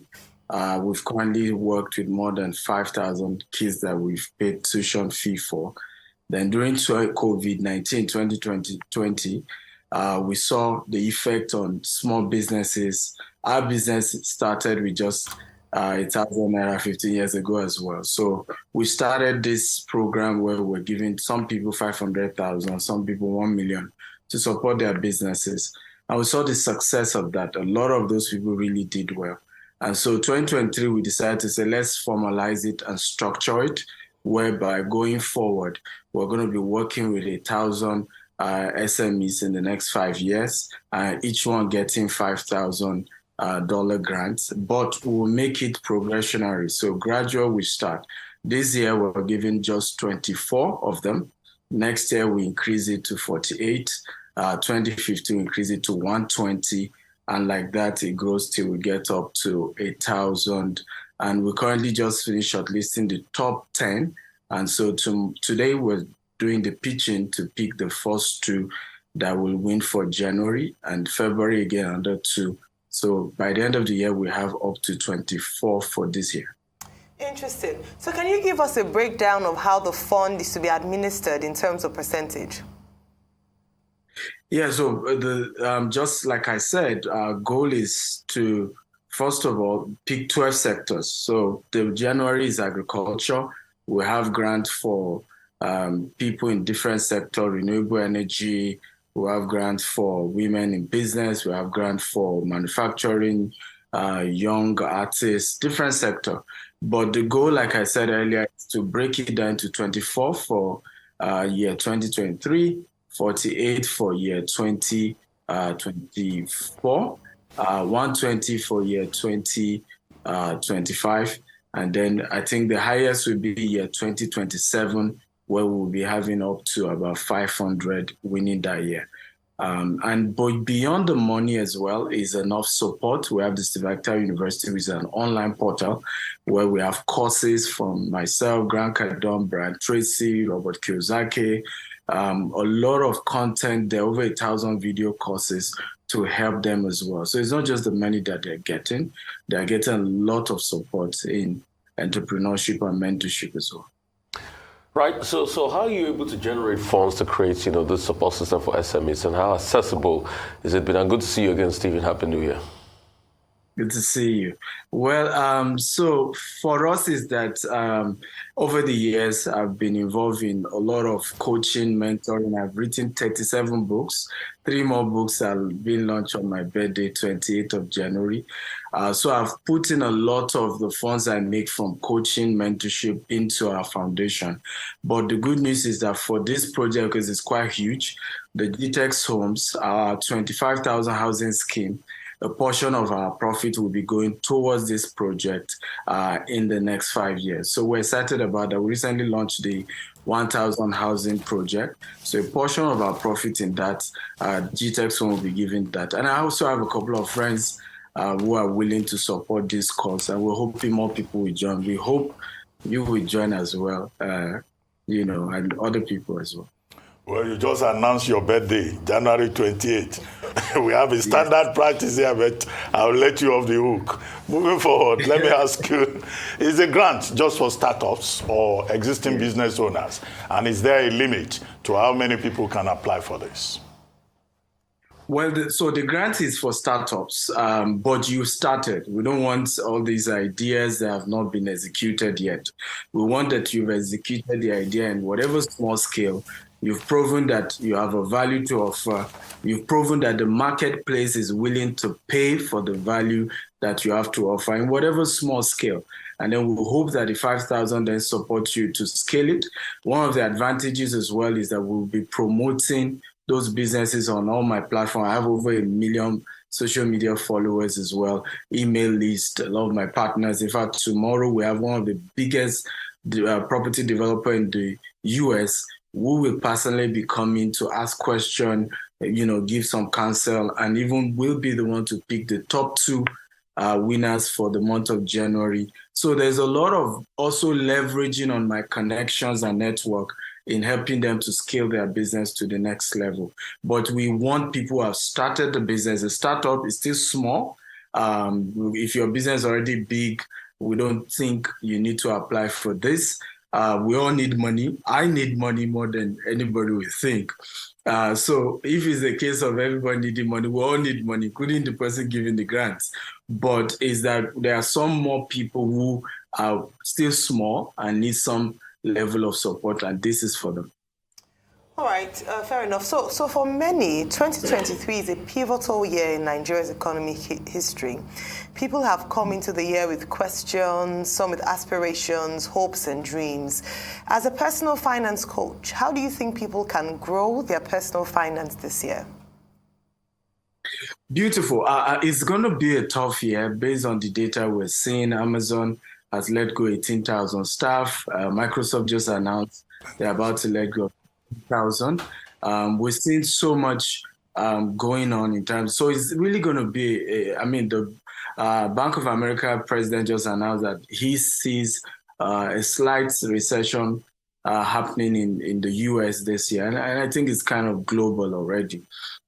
So my advice is, first of all, you need to, at this point, begin to say, how do you invest in things that can help you even when things go bad? What if you lose your job, for example?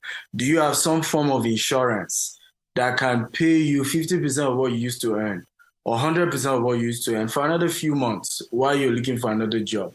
Here in Dubai, for example, the government did something fantastic, and I hope Nigeria will pick up from it to enforce that every employee subscribe to an insurance where you pay $1.47 every month. And if you pay that, if you lose your job, you will get 3 months of your salary while you're looking for another job. So even while you lose your job for 3 months, you're doing that. Now, we may not have that in other parts of the world in Nigeria, but there are insurance companies that you can, sign up for some form of programs. There's annuity. There's other insurance programs that can help you. I don't have an insurance company that marketed, by the way, but these are strategies, these are buffers that you can put in place in case things go bad, considering the data. As an entrepreneur as well, one of my advice has been find a way to monetize your own experiences, your own personal skills, your experiences in business, turn it to a book. Make money from that. You start mentoring people. Find a way. One of my biggest strengths, and that helped me in business, was my business grew when I stopped needing the business to pay my own personal bills. As soon as our business grew to a level where with or without the business had, been able to generate other sources of income, I was able to make long-term decisions for the company, and the company was able to breed and grow very well. So even as an entrepreneur, can you structure a way to begin to earn income outside of your business so that you are not really tied up in situations like this where recession is around the corner, things are getting tougher. And once your mind is clear, it's easy to navigate the challenges of the season. Real estate remains a big market. And speaking of what you said, there are insurance companies actually that offer that package where you get paid after you lose your job, all right? But as a major stakeholder in the real estate sector in Nigeria, Dubai, UK, US, what do you foresee for the sector globally? How can Nigerians participate and how can they benefit in this sector? Well, depends on the economy. I foresee a slowdown. The US is experiencing that already because remember, during COVID-19, it was like a blessing for the real estate sector. There was a lot of boom. One, there was a lot of money going around. Secondly, as well, because remote work was encouraged. So you see somebody who probably was living in a very expensive apartment in New York or California, having to move down to Dallas, and he's still able to do his job that was in New York. And he's able to use the same money he used to pay for 1 bedroom in Manhattan to pay for a 4-bedroom or 5-bedroom in Dallas, for example. But right now, because of the job cut, and most of the job cuts are in the area of remote work, you're seeing that people are having to be forced to return back to maybe 1-bedroom or studio or 2-bedroom in certain economies. In Dubai, we're in a booming season. It's been fantastic since last year, and that run is still going on due to, of course, Russian money is coming in. A lot of other I think from Lebanon and some other sectors, Europeans are also coming in as well, investing in the Dubai sector. And so there's a huge boom. For Nigeria, you have a situation where the housing deficit is so huge, so you never will experience a crash. But of course, there could be some slowdown. However, I foresee more of growth because one, politicians are out, giving freebies now. And so people are becoming a bit more liquid compared to before. So a lot of Nigerians who are back at home might be able to start investing. But those in diaspora, if they're affected by the job losses, that could affect them still. We're also seeing that for Nigeria, the 3 major candidates, APC, PDP, and Labour, are pro-business. So we're seeing that after the election, whoever wins, you are likely to have a more pro-business policies that will also help the real estate sector to go better. Okay, for those who would like to buy or invest with G-Test Homes, what are the appropriate channels to go through? Beautiful. So in Nigeria, we have about 7 offices. Because of the project 1,000 housing units, we're trying to open 10 more offices where the houses are being built. So between now and the end of the year, we have 10 more offices being added. So you can visit any of our offices. Outside Nigeria, we have offices in Dubai, US, and UK. So what you want to do is just Google GTEX Homes. You see our offices, you can walk up there or email info@gtexhomes, or you can just call us as well. on the numbers online. I'm sure if you Google our name, you see all our data. We're ready. We have fantastic people ready to work with you, guide you, and even give you a lot of tips and counsel on some of the best places to invest to get high returns on investment. Right. So what advice do you have for people in 2023? Whether they be employees or entrepreneurs, it'd be great to hear your advice to them. Well, my advice will be that cut down your expenditure. If you have 3 cars, maybe this is the year you want to, or can you do it 1? Okay, but increase your investment in assets. Because what always happens is that during recession or during tough economic season, you are able to buy at a cheaper rate. Even for me as a person, I'd invested more in real estate in the last 2 years than I've done in the previous years because Nigeria had experienced some tough season economically.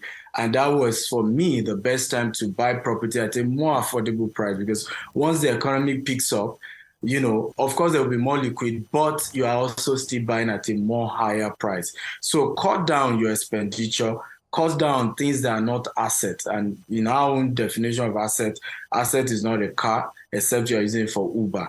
The house you live in is not an asset, except you are using it for Airbnb or you are renting a part of it out. So whatever generates more income is an asset.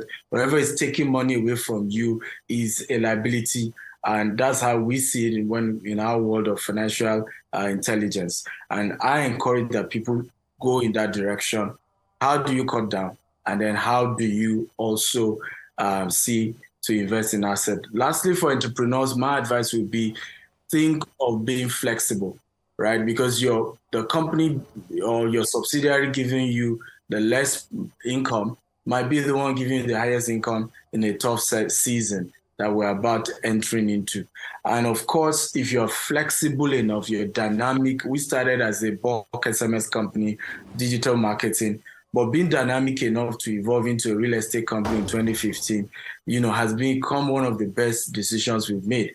This year, we're back into doing software. We're going to be launching a lot of software later in the year, but we're able to go back into tech, having enough funds to sustain our ideas till they become, ideas that can float on their own. A lot of our colleagues who remain in tech eventually still had people just buying them out of the great ideas they had and still ended up with nothing.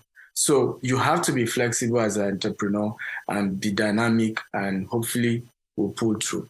Well, thank you very much, Dr. Stephen Akintayo, for your time this morning. Dr. Akintayo is Managing Director, GTEX Homes, as well as the founder of the Stephen Akintayo Foundation. It's time for a short break now. When we return, Aaron Akirijola will be here with Global Sports Update. Stay with us.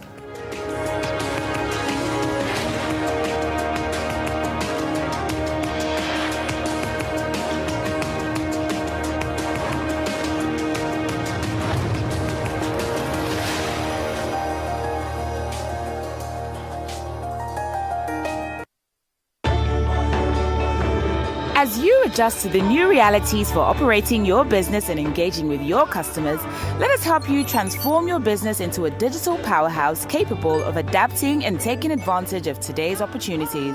With our best-in-class array of digital solutions, you can conduct your business, receive payments from your customers, and perform transactions quickly, safely, and conveniently, because we've got you covered with the right people, technology, and service offerings.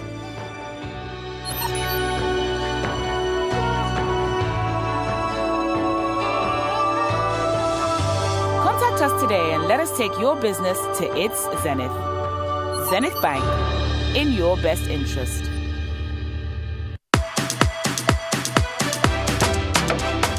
Yesterday I got a call from Globe. I won a 3-bedroom bungalow. Yes, guys! Guess what? I won a car. I won a generator by participating in the Festival of Joy promo by Glow. Hey, Glow don't do this one for me. Glow to make it set to me with sewing machine. I won generator last year. This year I won for It's a celebration like no other with prizes like no other. 20 new houses to be won. 24 brand new cars. 200 sewing machines, 100 generators, 1,000 rechargeable fans. Glow Festival of Joy promo. Dial *611# now.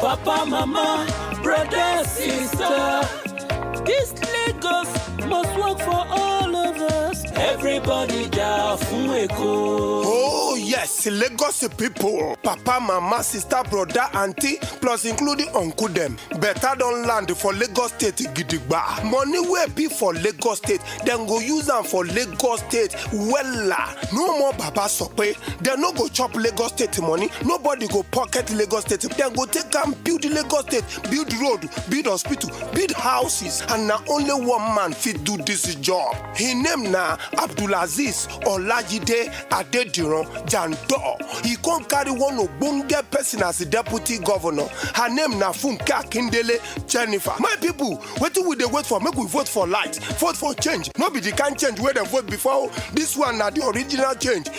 How am I done do? Pay they pay. Everybody da fueko.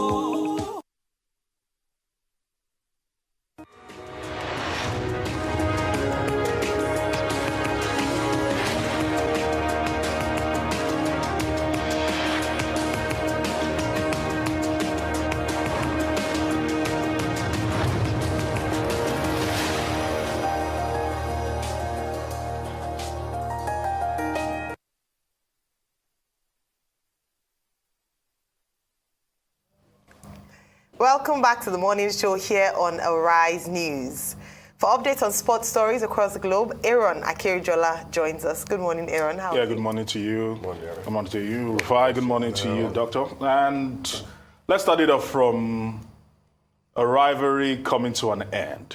Almost 2 decades we've seen these superstars light up the screens and actually do so much for the footballing world. And yesterday in Riyadh, Cristiano Ronaldo's Riyadh All-Star team went against Paris Saint-Germain team in what was the last meeting officially of these two. And it ended 5-4. Ronaldo claiming he's back, got 2 goals on the day, but ultimately losing to Paris Saint-Germain 5-4. So people said this was football washing at the highest. People said this was image laundering at the highest for Saudi and their whole rights issue. And more importantly, people said that both gentlemen were not gracious enough to say thank you and probably shake hands after the final whistle, and said that they should have done that. Now, whether they decided to put aside their rivalry is left to be seen. Now, away from that, right now Manchester City are being labeled the ultimate comeback kids, our ultimate comeback team, as the case may be, as they came from 2 goals behind yesterday to stun Tottenham Hotspur 4-2 on the day, with Riyad Mahrez getting a brace for himself, Erling Haaland scoring a goal, and ensuring that Antonio Conte was left red-faced on the day, and putting more pressure on Arsenal, because if Manchester City can win their Sunday encounter just before Manchester United go out against Arsenal, that deficit that was 8 at some point yesterday will be reduced to 2. So let's see how that one plays out. At the moment, Arsenal are still top of the table, 5 points clear of Manchester City. Manchester United will be hoping that they can get something to just keep up after slipping up against Crystal Palace. Now to the Australian Open, Andy Murray had a match to remember, one of the longest, as you can actually see, came from 2 sets behind against Kokinakis, and Iga Swiatek, I must say, 55 minutes is all she needed to dispatch our opponent. That's how informed she was. 6-love, 6-1 for her, with the likes of Ons Jabeur falling by the wayside. I must say that this is turning out to be some tournament, but there are still talks about Novak Djokovic, if he's going to be fit enough, and how far will he be able to go. Some of the plays for today, of course, we're going to be seeing Umbat against Rune, Popperin against Sheldon. We're expecting not some of the biggest matchups for today, but let's see how he actually goes then. Andrei Rublev will be going against Dan Evans. So and Andy Murray at some point would have to shake off the fatigue and actually go against Batistuta got. And Novak Djokovic will be going against someone he knows very well, Gregory Dimitrov. Quickly, let's talk about what they call him. FIFA Council member Ahmad Jamel Vipenik has lent his own voice to the Chan issue that has actually involved Algeria and Morocco. Because the Chan is actually going on right now in Morocco, and as it stands right now, Algeria refused Morocco's plane from London, and the defending champions of the Chan were not present, and ultimately CAF had to rule that Group C will be played with 3 people, and he's speaking against the fact that political issues should not spill over into football. Time and time again, we've seen these things happen, and it's unfortunate that we are at this particular point whereby Morocco are being stopped from flying into Algeria for a tournament this big. It is the local Cup of Nations, as some people like to call it, but so much has to be done. There's no time to chat, but it's not today that Saudi Arabia started the sport washing. If you remember King Fahd Cup in '95, pretty much I think that was the first real time. So, but I'm not surprised that this happened. Yes, a good one for Ronaldo and Messi, but it shows that there's still a lot of animals between the two great players. This might be the last time, yes, because Ronaldo has gone to Saudi Arabia and all of that. But the most important thing in all of this is it's just an attempt by a country to make themselves look saintly. Just like they did with Barcelona playing Real Madrid a couple of days ago. And now this is another attempt. But it's not going to suppress the human rights issues. So we're talking about sports washing. I was surprised to see that the Italian Super Cup, was played at the King Riyadh stadium. Yes. And the whole idea is to promote what they call Project 2030. Yes. Yeah. But at the end of the day, I think Inter Milan won. And the has also been to Saudi Arabia. Saudi Arabia has become a destination. And then as for Man City, Pep Guardiola is not happy.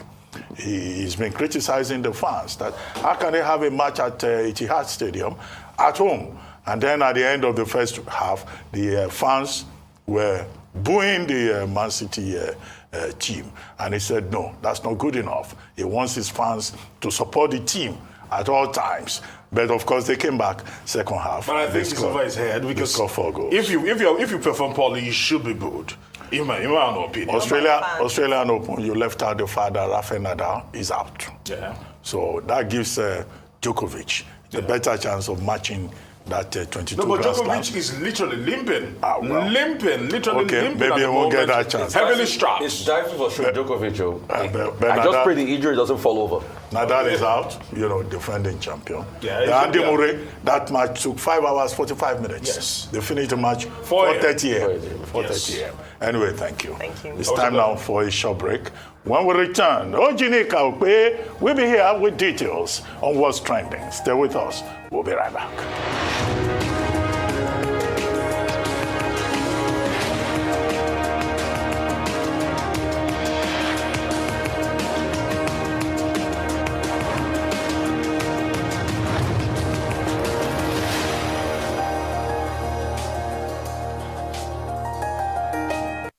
Imagine your wallet can be everything. Well, almost everything your bank is to you. That's exactly what First Money Wallet is. First Money Wallet from First Bank is another swift and seamless way to bank from your mobile phone. It doesn't matter if you have a First Bank account or not, nor the mobile network you use. Everyone can open a First Money Wallet, and it's very easy. Your phone number is your account number. With First Money Wallet, you can send money using just a phone number, receive money, pay bills, buy airtime and data for yourself or someone else, and check balance. You don't need a bank account at all or BVN to enjoy the boundless possibilities First Money Wallet offers. All you need is a registered phone number, and you can fund your wallet easily through your First Bank account or any bank account and debit card. What's more, First Money Wallet is highly secure with fingerprint technology and PIN. And when you need cash, just walk up to any First Money agent near you to withdraw money. No smartphone, no wahala. Just dial *894*1# on any phone. So it doesn't matter if you live in the city or the remotest part of the country. With First Money Wallet, Your transactions are easy, seamless, and secure. Download the First Money Wallet app now. Input your phone number and follow the prompts, or simply dial *894*1#. All money now on First Money. You first. First Bank. What does it take to run a mega city? Before a pilot earns his wings, he spends hundreds of hours in training. A neurosurgeon needs 16 years before earning his title. So why would you leave running a city of 20 million people to inexperienced hands? Lagos is Africa's 4th largest economy, the continent's 2nd largest megacity. Would you hand over this great state to just anyone? Someone without the necessary experience to move Lagos forward? It takes decades of experience to run this Lagos. 20 years of building, 20 years of delivering, 20 years of service. Sanwo for Iku, Iku for Sanwo.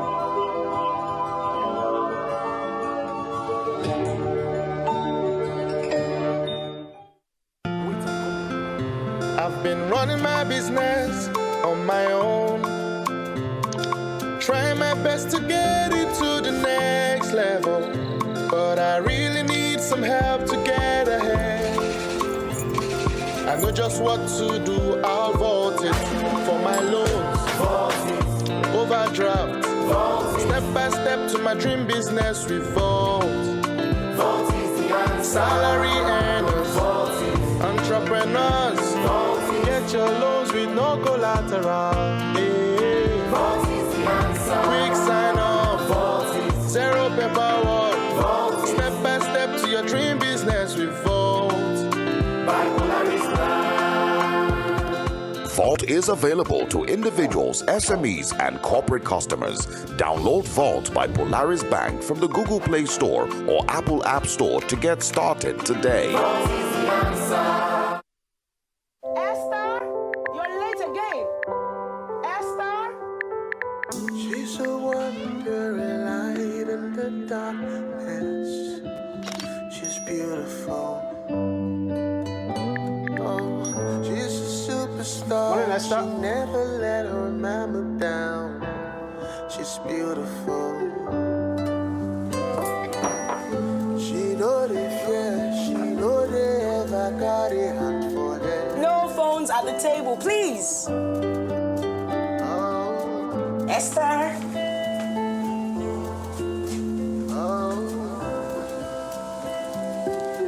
I love you too.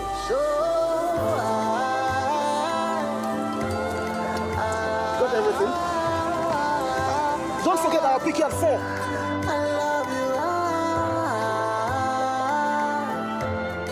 Airtel, the smartphone network.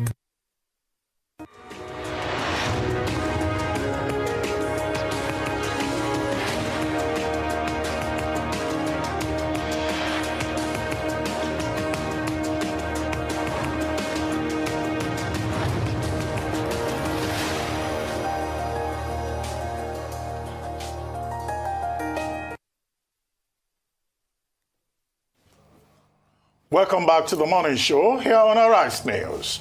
Joining us now is Ojinika Ojiukpe with stories trending around the world. Hello, Jinix. Good morning, Dr. Bati. How are you? You look so mischievous. Good morning, Dr. Bati. How are you this morning? I'm good. Happy Thank Friday. you. Well, all right. Good morning, Ayo. Good morning, Oji. Happy Friday. Welcome back, Rufai. Morning, Oji. How are you? Missed you. We missed Good you, to see you Rufai. again. Everyone missed you. Well, all right. Missed you all. Good morning to you, viewers. Here are some of the stories that are trending across the globe.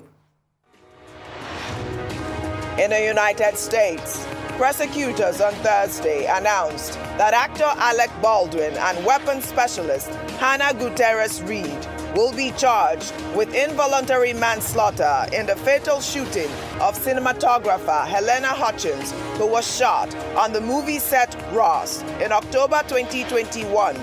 Prosecutors cited criminal disregard for safety. The charge is a 4th-degree felony, punishable by up to 18 months in prison and a $5,000 fine. The charges also include a provision that could result in a mandatory 5-year prison term because the offense was committed with a gun. In Switzerland, climate campaigner Greta Thunberg on Thursday slammed corporate bigwig meetings in Davos for fueling the destruction of the planet by investing in fossil fuels and prioritizing short-term profits over people affected by the climate crisis. Thunberg was joined by prominent young activists, including Vanessa Nakate of Uganda. The urgency of the crisis is evident, and people are dying, and it's like our leaders are playing games and they don't see the challenge that is happening. I am frustrated and I'm so hurt by. In Nigeria, President Muhammadu Buhari on Thursday held a meeting with the governor of the Central Bank of Nigeria, Godwin Emefiele, at the presidential villa. It is the first meeting between the two this year. The CBN governor had returned to the country on January 12, 2023, after his annual vacation abroad. Emefiele was part of a delegation from the Arab Bank for Economic Development received by the president at the villa. Under sports, Cristiano Ronaldo scored twice in his first game in Saudi Arabia, with Lionel Messi on the score sheet as Paris Saint-Germain edged Riyadh All-Star 11 5-4 in a thrilling exhibition match. The contest in the Saudi capital saw two of the greatest players of all time sharing a pitch together for possibly the final time. Finally, under entertainment, nominations for the 2023 BAFTAs were announced on Thursday, and visceral German language war drama All Quiet on the Western Front got a field lead in 14 nominations. The movie is an unflinching adaptation of a classic anti-war novel about life and death in the World War I trenches. Its tally of nominations is a joint record for a film not in the English language, equaling 14 for Crouching Tiger, Hidden Dragon in 2001. The winners for the BAFTAs will be announced on February 19th during a ceremony hosted by actor Richard E. Grant at London's Royal Festival Hall. Es ist vorbei. Für uns alle.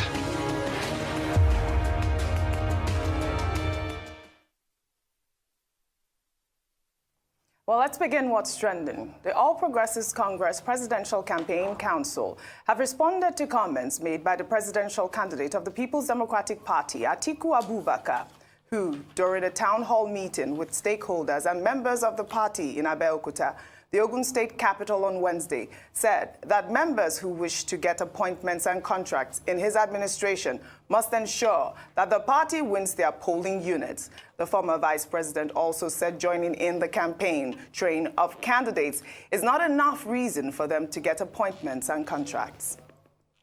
As far as I'm concerned, the fact that you are following the gubernatorial candidate or the senatorial candidate or the House of Reps candidate or the presidential candidate on campaigns is no qualification that you will get an appointment.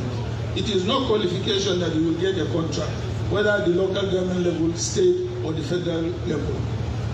The only way, as far as I'm concerned, if I'm president, if you come, you want a job, or you want a contract, I will ask you, let me have the result of your polling booth. And that is what I'm going to direct to everybody. Yes. Because unless we do that, we will not win the elections. You cannot be following the governor all over the place, or the senator all over the place, and then you don't win your polling booth, you come, you say you want to be minister, or you want to get this contract, X contract, Y contract, and so on and so forth. So please, as members of our party, let's make sure that we go back to our constituencies, we go back and make sure that, we deliver our polling units. Well, reacting to the comments, the spokesperson of the APC Presidential Campaign Council, Festus Keyamo, in a tweet, said the former vice president has forgotten that the Public Procurement Act stipulates how contracts are awarded. His tweet reads, #Atikugate. A leopard cannot change its skin. He is already promising contracts to political allies, forgetting that there is a law called the Public Procurement Act, Mr. SPV. Well, another tweeter there goes, that is a new Nigeria. He says, no matter how hard you try to paint lies, the truth will always stand. All of you in APC, LP, NNPP, supporting various candidates, isn't it for the games? If your candidates wins, then you will be part of the government. Let's say politics the way it is and stop painting lies.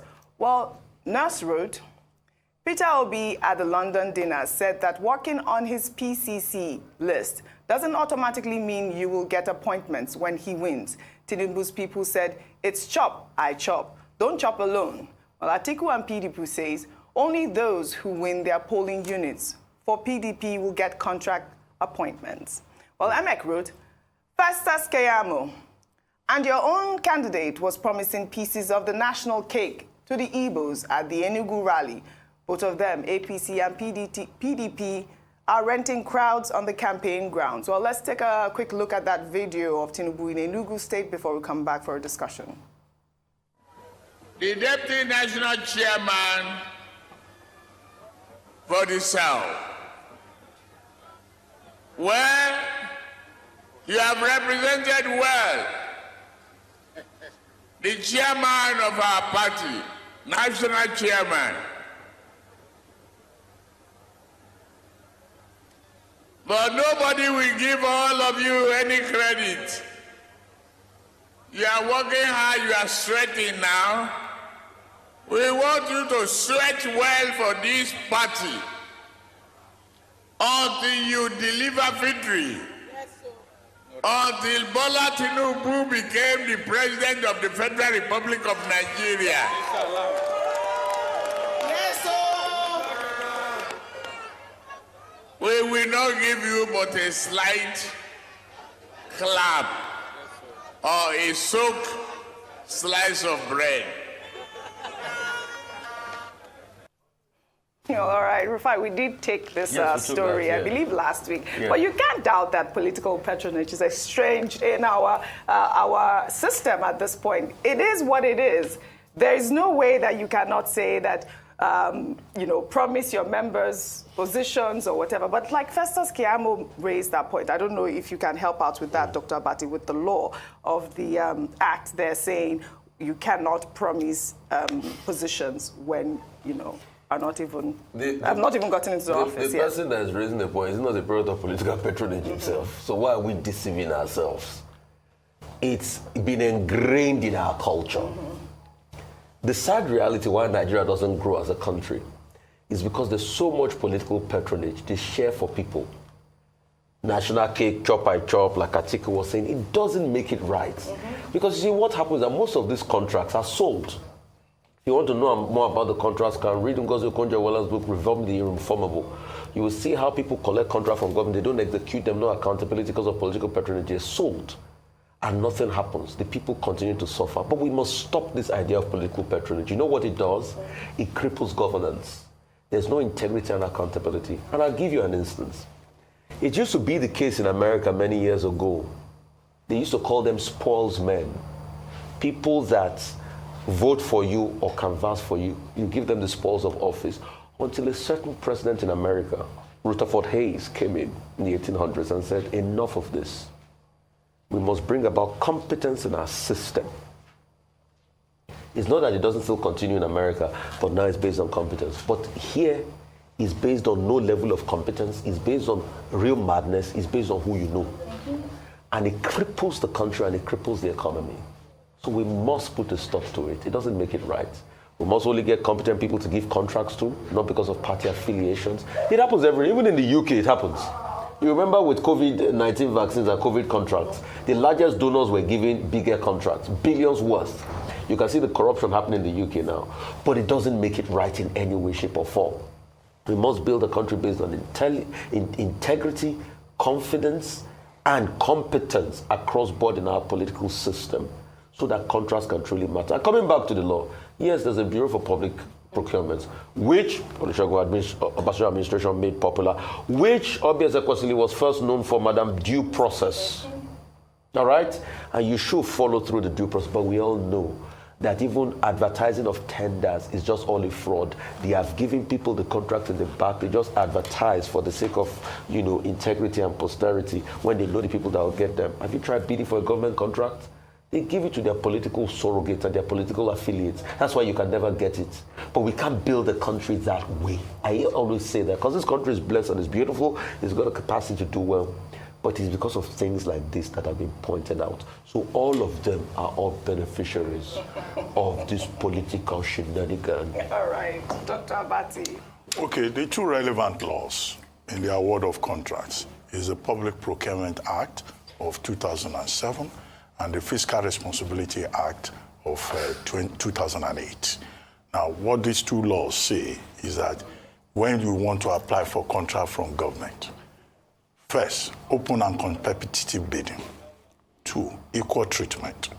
And then, of course, there are provisions in the law about transparency generally. So those two laws, are the enabling frameworks. And then government of Nigeria at the federal level has what is called the Bureau for Public Procurement, which is a regulatory agency overseeing under Section 15 of the Enabling Act, goods, services, works, And then also, even if you are going to get consultants, all of this there must be oversight. However, what you find in Nigeria is that these processes are often abused, depending on the temperament of those in the corridors of power. But to a very large extent, government still tries to abide by the form, if not in some cases, the substance of it. So when a presidential candidate says, if you vote for us, we will, if you win your polling booth, that's when you can get appointment or get contracts. That's just campaign talk. It doesn't work like that. One of the provisions of the law does not include, you must show evidence that you won your polling booth. There's no such thing under the law, except you want to run a lawless government. And then, of course, it is not also automatic that people who get appointments will be persons who won their polling booths. In fact, many of the people who will be given appointments will probably not be politicians. Because the same Atiku Abubakar, in the same breath, says he intends to run a country of the best and the brightest. So if you are going to give appointment to the best and the brightest, they may not be among those people who are making noise and doing psychophancy and doing mudslinging. They may not be among them, right? Absolutely. In fact, many of those people who are losing a vein to be seen to be working very hard for the campaign, if their candidate wins, many of them may not even be given anything. We have seen it before in this country. Yes. People work during the campaigns, and then they end up being disappointed. And then they will see somebody else being given the job because the candidate, having become the winner of the election, may not class them among the best and the brightest. So that's how it works. But in this particular case, I just think it's a campaign talk. I don't think that, Atiku Abubakar, if he were to win, will ask people to line up with evidence from their polling booths. However, the president of Nigeria is probably the most powerful president in the world. He's a monarch. The monarch, we always say here. Under Section 5 of the 1999 Constitution, he can dispense whatever patronage. He can create whatever he wants to create, okay? And this is one of the reasons why we say that the president of Nigeria should not be a monarch. The president of Nigeria should be, a president, a leader that governs under the rule of law. Absolutely. And that the powers are just too extensive. Imagine. The police cannot even function. The IGP cannot function except he gets his directives from the president of Nigeria under Section 214, 215, 216 of the 1999 Constitution. So that's where the problem is. Right. So I think it's just campaign talk. It's nothing you take too seriously. All right. People in the PDP, beware. Yeah, so you deliver your polling booth, and I'm glad you brought up Ashwari Bola Ahmed Tinubu's campaign in Enugu State, where he also talked about the soaked bread, because that was the first thing that came to mind when I saw Festus Keyamo's statement. That it is sometimes, you know, that statement, remove the what's that thing in your eye, the log in your eye before you're able to see the speck in the other, and that's what we've seen in this election season. But Oje, let me talk about the elections of money or money elections. Beyond just the party faithfuls or member of parties is the way that elections in Nigeria over the years have been very money-based, whereby you're selling the soul of the nation based on what you can get. So it's down to personal interests. The reason why you're campaigning or voting isn't necessarily because you believe in the ideals of the person or the party, but because of what's in it for you. Now, if we continue with that kind of attitude, there's no way we can deliver a great nation. I went to the polling booth a few days ago, and I met with a young man who said that he was very, trying to get his PVC, and I said, oh, great, and, patriotic Nigerian. But why was he doing this? He said they promised him that if he votes for the party, they will give him 50,000 naira. In fact, he said 1 million naira. And I said, 1 million, your life is like this? It's not possible. So these are the campaign rhetorics that Dr. mentioned that we keep hearing and people keep falling for. But very importantly is that if we're going to build a great nation, we must move away from elections driven by money to elections driven by competency and the fact that you believe that the person whom you're either delivering polling booths for or voting for is worth your vote. Well said, Ayo. Then we shall take our final story. There are mixed reactions over the sentencing of a 32-year-old vulcanizer, Chidozie Onyichis, who was sentenced to death by hanging by a special offences court sitting in Ikeja for robbing a nurse of 57,000 naira. Chidozie was found guilty on 3-count charge of conspiracy, armed robbery, and membership of an unlawful society. During trial, the state prosecutor told the court that the vulcanizer committed the crime with an accomplice still at large on August 12, 2018, adding that he robbed the nurse with a pair of scissors and forcefully snatched her bag containing the 57,000 naira. The court ruling has elicited several reactions on social media, as many Nigerians argued that the magnitude of the punishment is not on the same level as the crime committed. Let's take some tweets. This is from Osai, who wrote, I disagree with the judge. This is a wrong judgment, and it will not stand. How can a judge sentence a vulcanizer to death by hanging for stealing 57,000 naira? What then happened to politicians stealing billions of naira? Well, another tweet there goes. The said vulcanizer robbed a lady of her money. That money could have been a loan or meant for a child or anyone in need at the hospital. He had his day in court, what we call fair hearing. If he is not satisfied with the judgment, he can file a notice of appeal. Well, Abiodun wrote, this judgment should be applicable across strata. You can't sentence a vulcanizer to death by hanging for stealing from one person and give another person a few years for robbing 200 million people. The latter should attract death by firing squad and caging of the grave for life. Dr. Bati, over to you. Okay, the main issue here is that people think that the punishment is disproportionate. And this will not be the first time that people will say, oh, the courts in Nigeria, they tend to be very lenient with the rich and very harsh with the poor.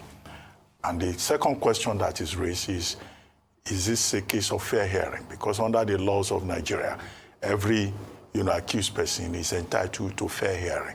All of that is spelled out in Section 36. But of note, Section 36(8), which says that you can't be tried for an offense that does not exist. Okay, in this particular case, the judge, Justice Solomon Umedada, was said to have quoted the criminal laws of Lagos of 2015.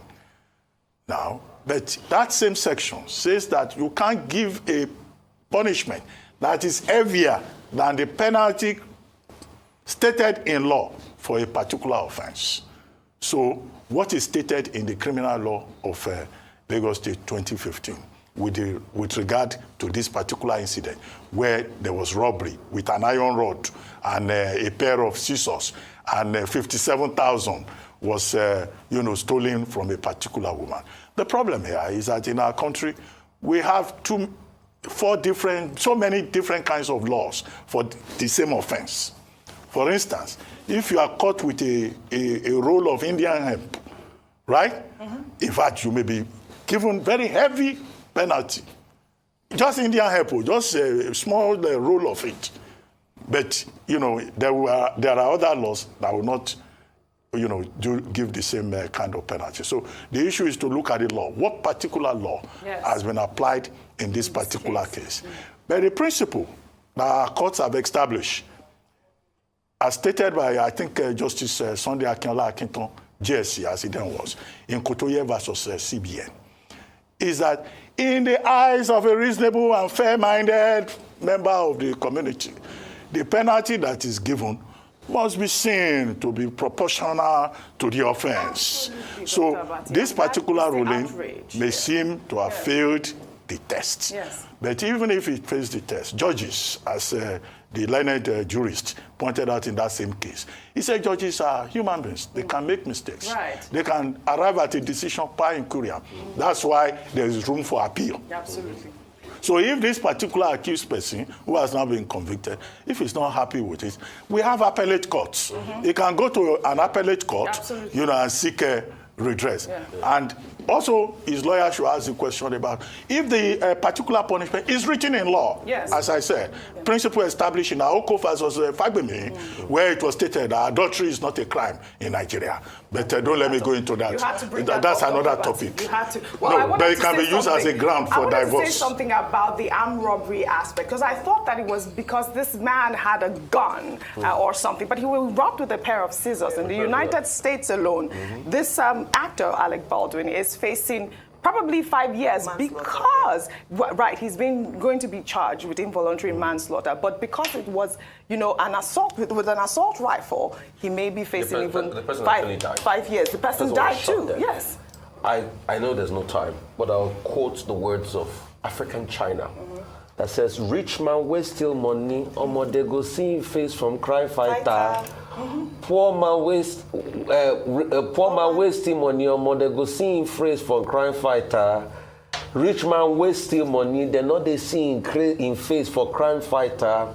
That is it, and that is what my Twitter user made reference to. No let this nation to fall inside well. That is it. Oga George and well, Oga President lead us well. It's just obvious, and I'm happy Dr. Abati has said so much. That was the song. That was on my mind. So that's why I jumped when he sang, because I went literally to check the lyrics again so I could quote it properly. But one of the things that one of the presidential candidates said is that some of the reasons why we have agitations and security issues is because there's a feeling of discontent in terms of fairness for the people in Nigeria. People feel that there's marginalization, especially in the treatment of the poor and the rich. If this continues, like I've said before, Nigeria cannot survive. We keep making it seem as if you have money or you are rich or you live a certain standard of life, you are able to be treated fairly by the law than someone who doesn't have access to that. Well very, said, very disappointing. Well said, you all. Thank you so much for your contribution on What's Trending today.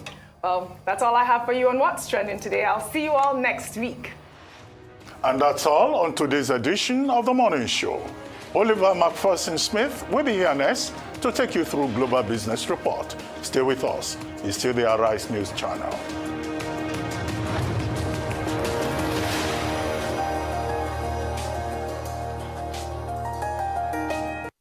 This na Emeka. He like to dey keep money for her. As CBN deadline don dey near so. This one na wise Emeka. As he don hear say deadline dey near, he wan carry money go deposit for the right place with Access Bank.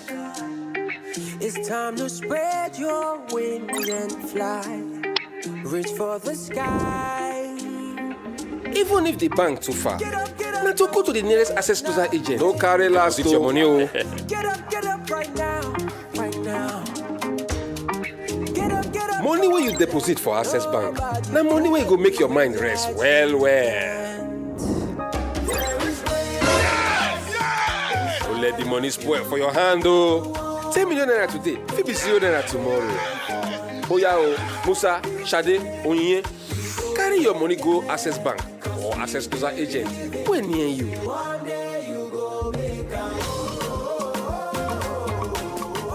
Access, more than banking.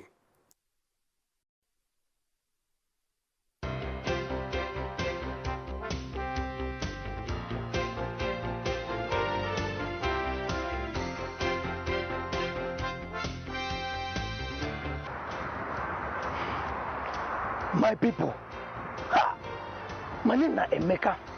Mekus Kamat. Let me get all this motor. I don't learn my lesson. Somebody come buy motor for my hand, carry big money, come give me. Now when we get bust, now my eye open. I don't know see that 419 be. Now when EFCC babam, now they come bab me too. Now he make me they warn you all up when I want to do business like me. Where they carry big money, well I go sometimes I go carry transfer, carry bring back. Yeah, they could shine in my eye because the special control unit against money laundering, what they call SCUMO, they don't want to say if the money pass 5 million naira for individual, no collect them. If it pass 10 million naira for company, no collect them. Can I go where? Bank. If you not do them like that, 250,000 naira for every day where this offense happen. Or they go suspend your license, or they go cuckoo, shut them down, matter for your hand. No talk say, I know 1 year. This message is from the Economic and Financial Crimes Commission, EFCC.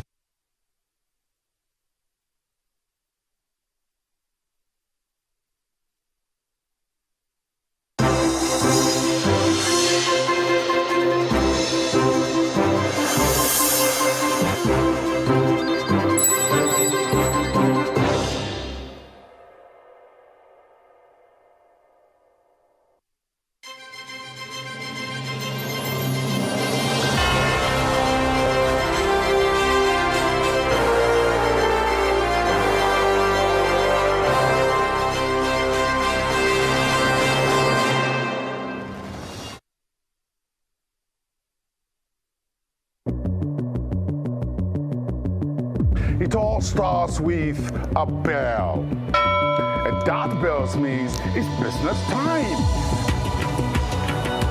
The bell rings in London, Lagos, Cairo, and Joburg, kicking off a new day of opportunities. New idea being born and bought, deals being done, big global players winning big or losing it all. IPOs, mergers, takeovers, stocks, bonds, and commodities. In the business world, the winner takes the spoils. In the business day, every moment matters. Trust us to be your guide to the highs and lows of the global marketplace. We will round up the business day with up, what's down, the bears and the bulls, and what to watch out for. This is Arise Exchange.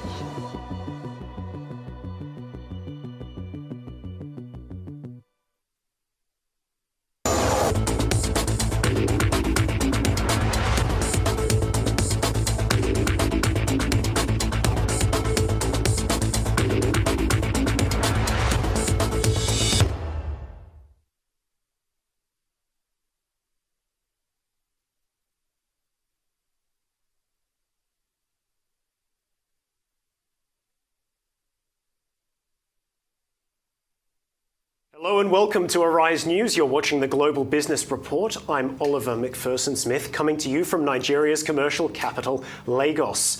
Let's look at the stories currently making the headlines across the business world today. Treasury Secretary Janet Yellen is on a charm offensive here in Africa as the US vies with China and Russia for influence. The World Economic Forum in Davos ends with a light Biden administration footprint at the Swiss retreat. And the People's Bank of China leaves loan prime rates unchanged as expected. And at Davos 2023, Arise News speaks to the Director General of the World Trade Organization, Dr. Ngozi Okonjo-Iweala.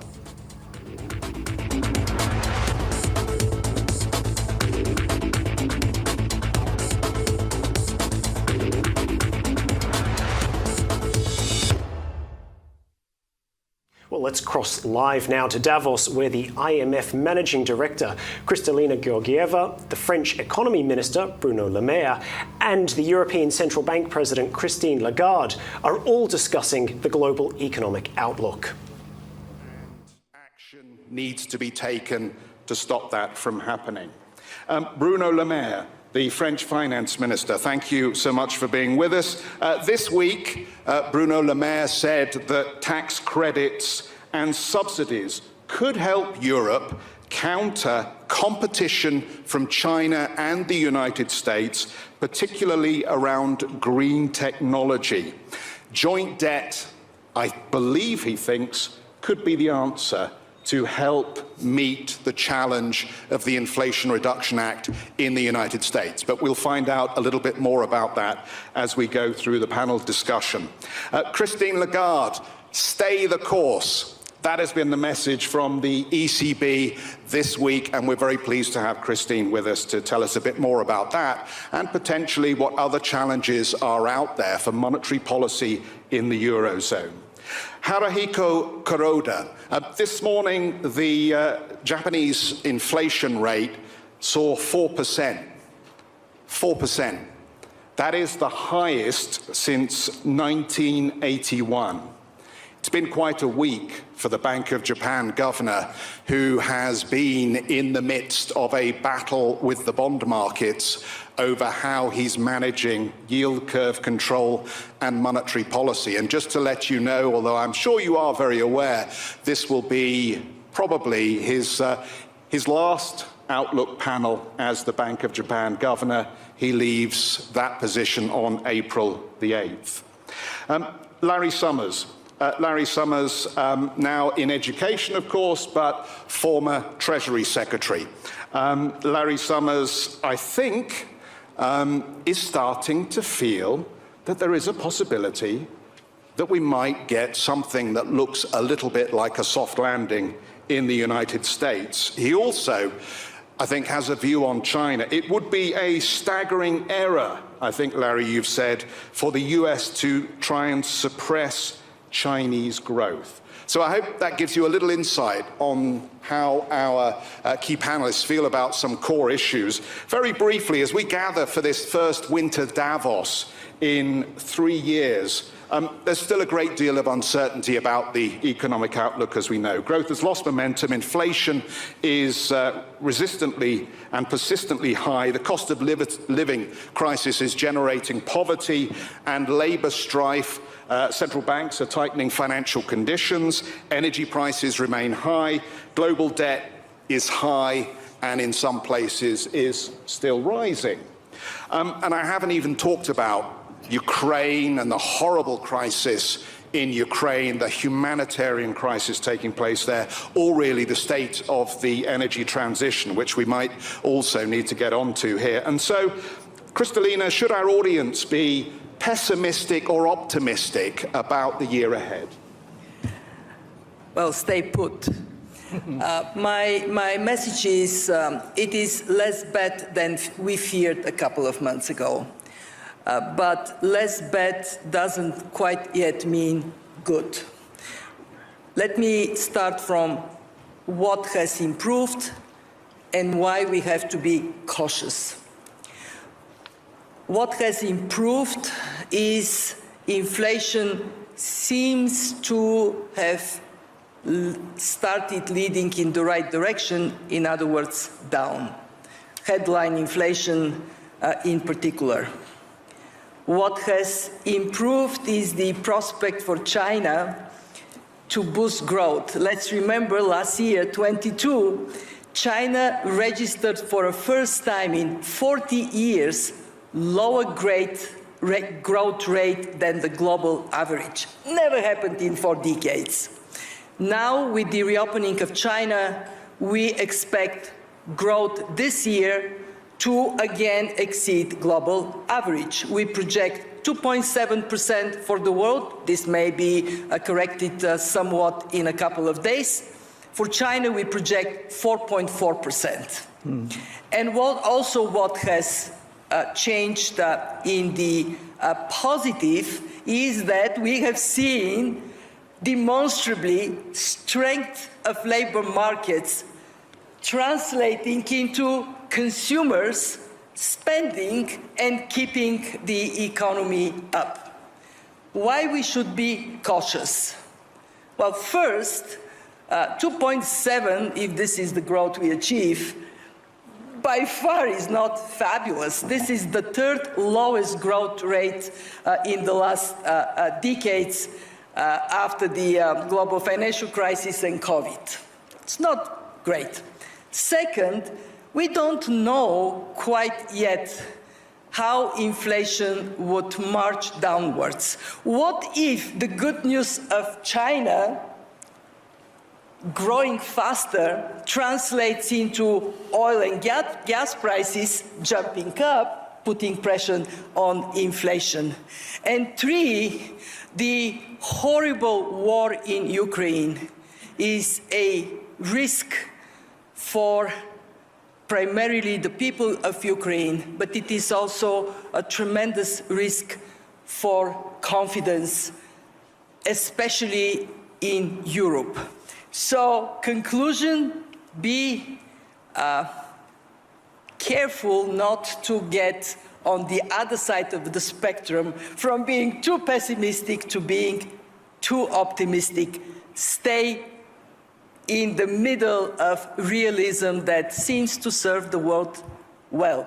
And if I may finish on the issue of fragmentation, we would, if we look at medium-term growth prospects, how we handle security of supply chains would matter tremendously on our future prospects of growth. If we diversify rationally, the cost of this adjustment would be low. We put it down to 0.2% of GDP.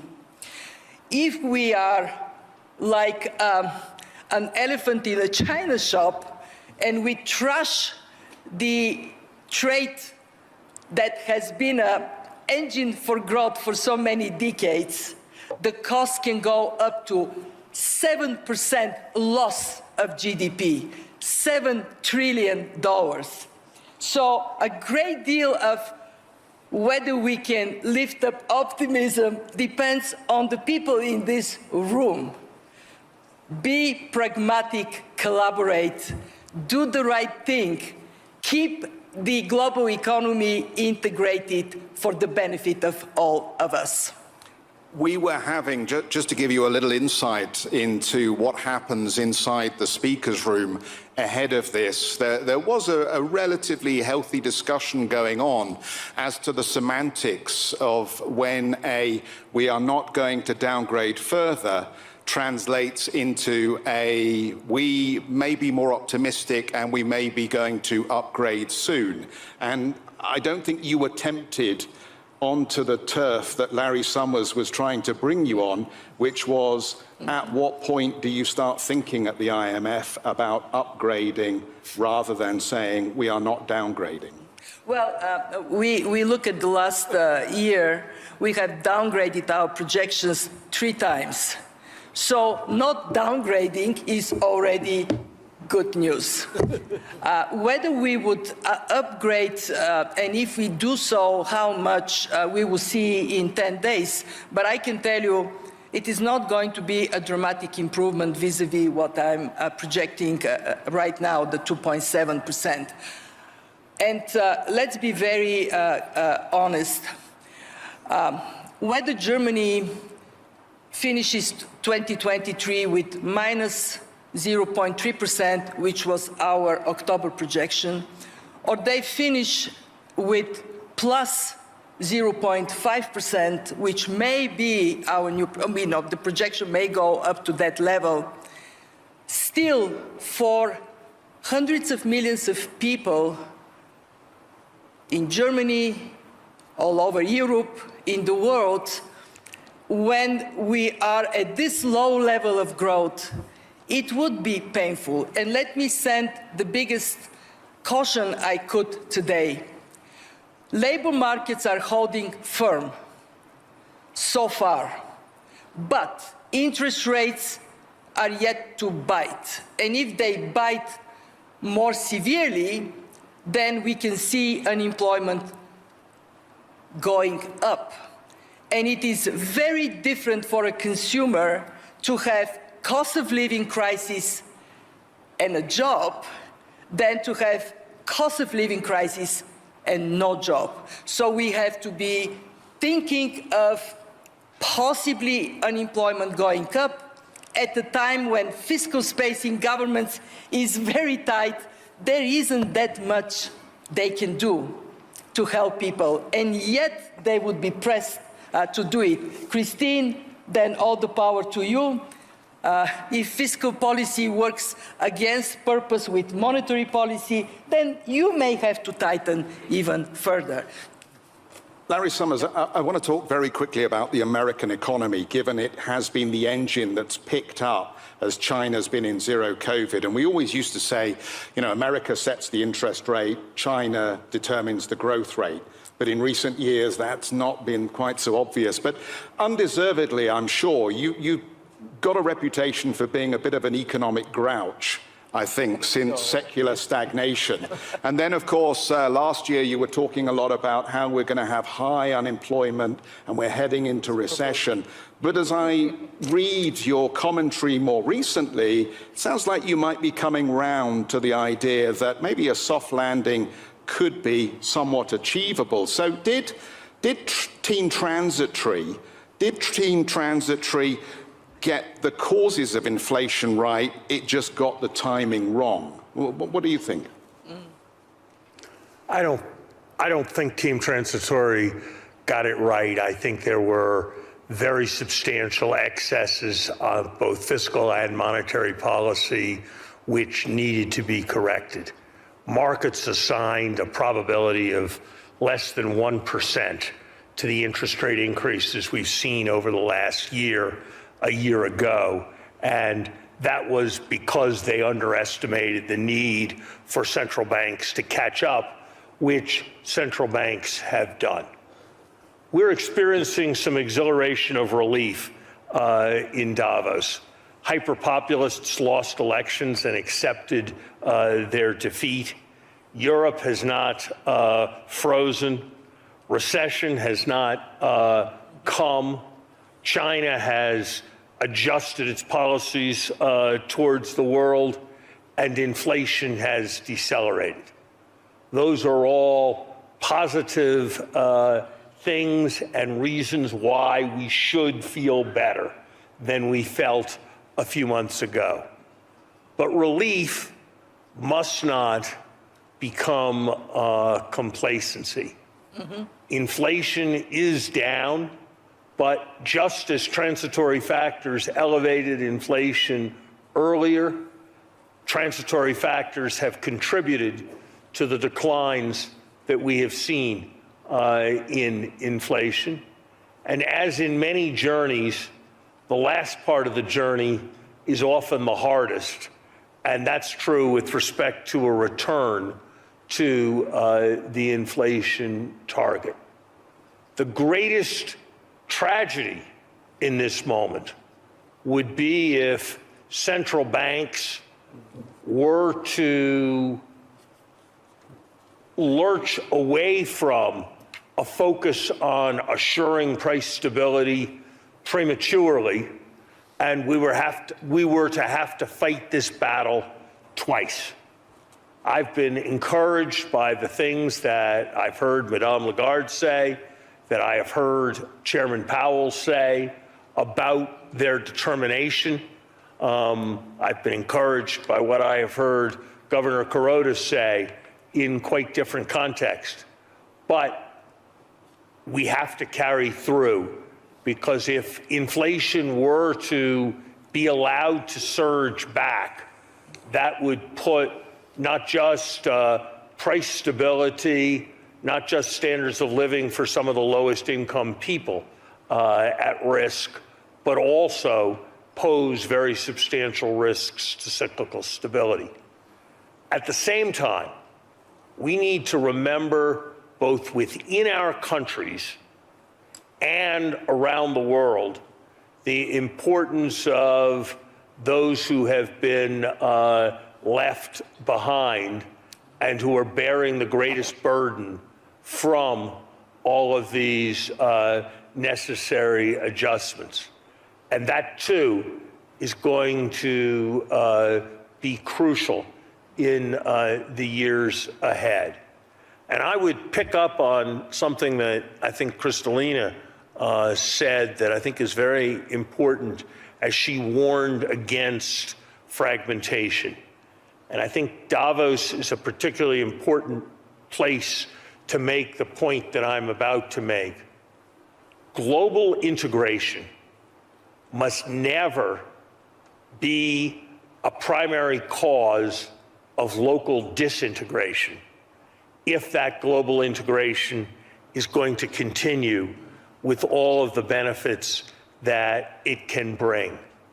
That implicates every policy issue, from the treatment of the debts of many countries facing substantial debt overhangs, to the challenges in the smaller cities and rural areas of all our industrial countries, if people are to feel part of a successful community.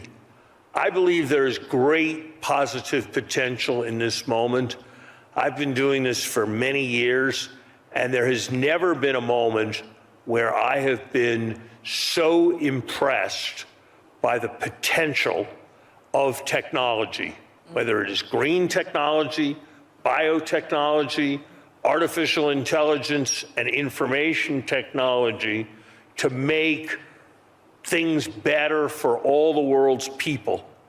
But that will only happen with the right kind of political and financial foundation. Since you've said that, let me go to this straight away, because I know at least Bruno Le Maire will have a view on this. It was said on our set, I think in one of the interviews, if we're going to have a trade war over anything, let's have a trade war over green transition technology. Because if it's going to stimulate the brightest and the best in a race for new technology that helps the transition, then that's not a bad thing. But nobody actually wants a trade war. How do we get through this row going on between Europe and the United States over the Inflation Reduction Act? Well, I would respectfully, I would distinguish between a subsidy war and a trade war. A subsidy war about very good things is basically a good thing. Walling off each other's innovation is basically a much more problematic thing. And so, yes, I would like to keep markets open, and I think that is hugely important. I think in its totality, the Inflation Reduction Act in the United States is a historically positive measure. In its detail, I think there are certainly, and I would be in the direction of Bruno, problematic aspects.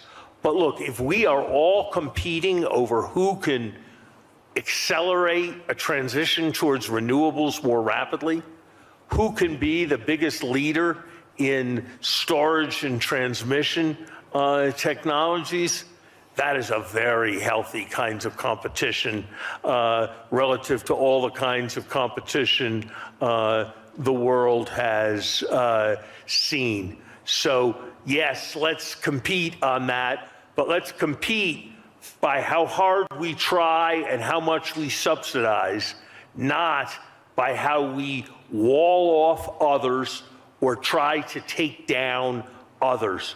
We need to win in a positive some way by building ourselves up rather than by seeking to tear others down. And if we can do that, I do think there's enormous potential in this moment.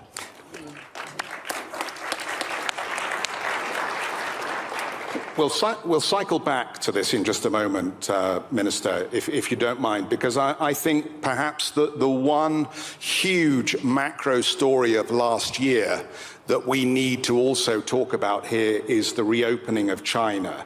So I'd like to bring that into the discussion, and we'll come back to the issue of IRA in just a moment. And Christine Lagarde, if I might bring you in on this, because, look, I know you are determined to tackle inflation in Europe. This week, you have again stressed your desire to do that. But can I ask you, how does the reopening of the Chinese economy at this stage complicate the ECB's analysis of the inflationary headwinds that may emerge? Are you modeling for this already? And if so, what are you coming up with in terms of conclusions about whether there may be a secondary impulse from China's reopening on the inflation front, and how that may extend how long you need to keep rates rising? Thank you so much, and good morning to all of you. I would like to first of all make a small observations. The situation around the world must be improving a little bit if you hear so many competent, talented economists say, not as bad as feared, or not so bad, maybe not yet good, but improvement. Added to which, our economies and key players are moving from defense mode, which they had been collectively sometimes in 21 and certainly in 22, to competition mode, as Larry indicated.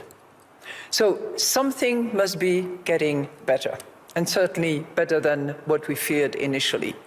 22 was just a weird year when you look at it. Inelasticity of supply, no real big engine for growth. If you look at the GDP numbers, it's totally, counterintuitive. Growth in the United States, 1.9%. Growth in China, 3.3%. Growth in Europe, 3.4%. Those are not usual numbers. This is not the normal ranking that you have. So we are now heading to a year where hopefully the corporates, the consumers, the state, policymakers will continue to have that resilient, determined approach in order to engineer the transitions that must take place, whether it's digital, whether it is green, whether it is inclusive, in order to make sure that the most fragile countries in the world benefit from those innovations, as Larry referred to. But we have to also stay that course of resilience that we observed in 22. So stay the course is my mantra for monetary policy purposes, no question about that. But I think other players must also do the same thing. And they must do it in probably a more subtle way than they had in 22.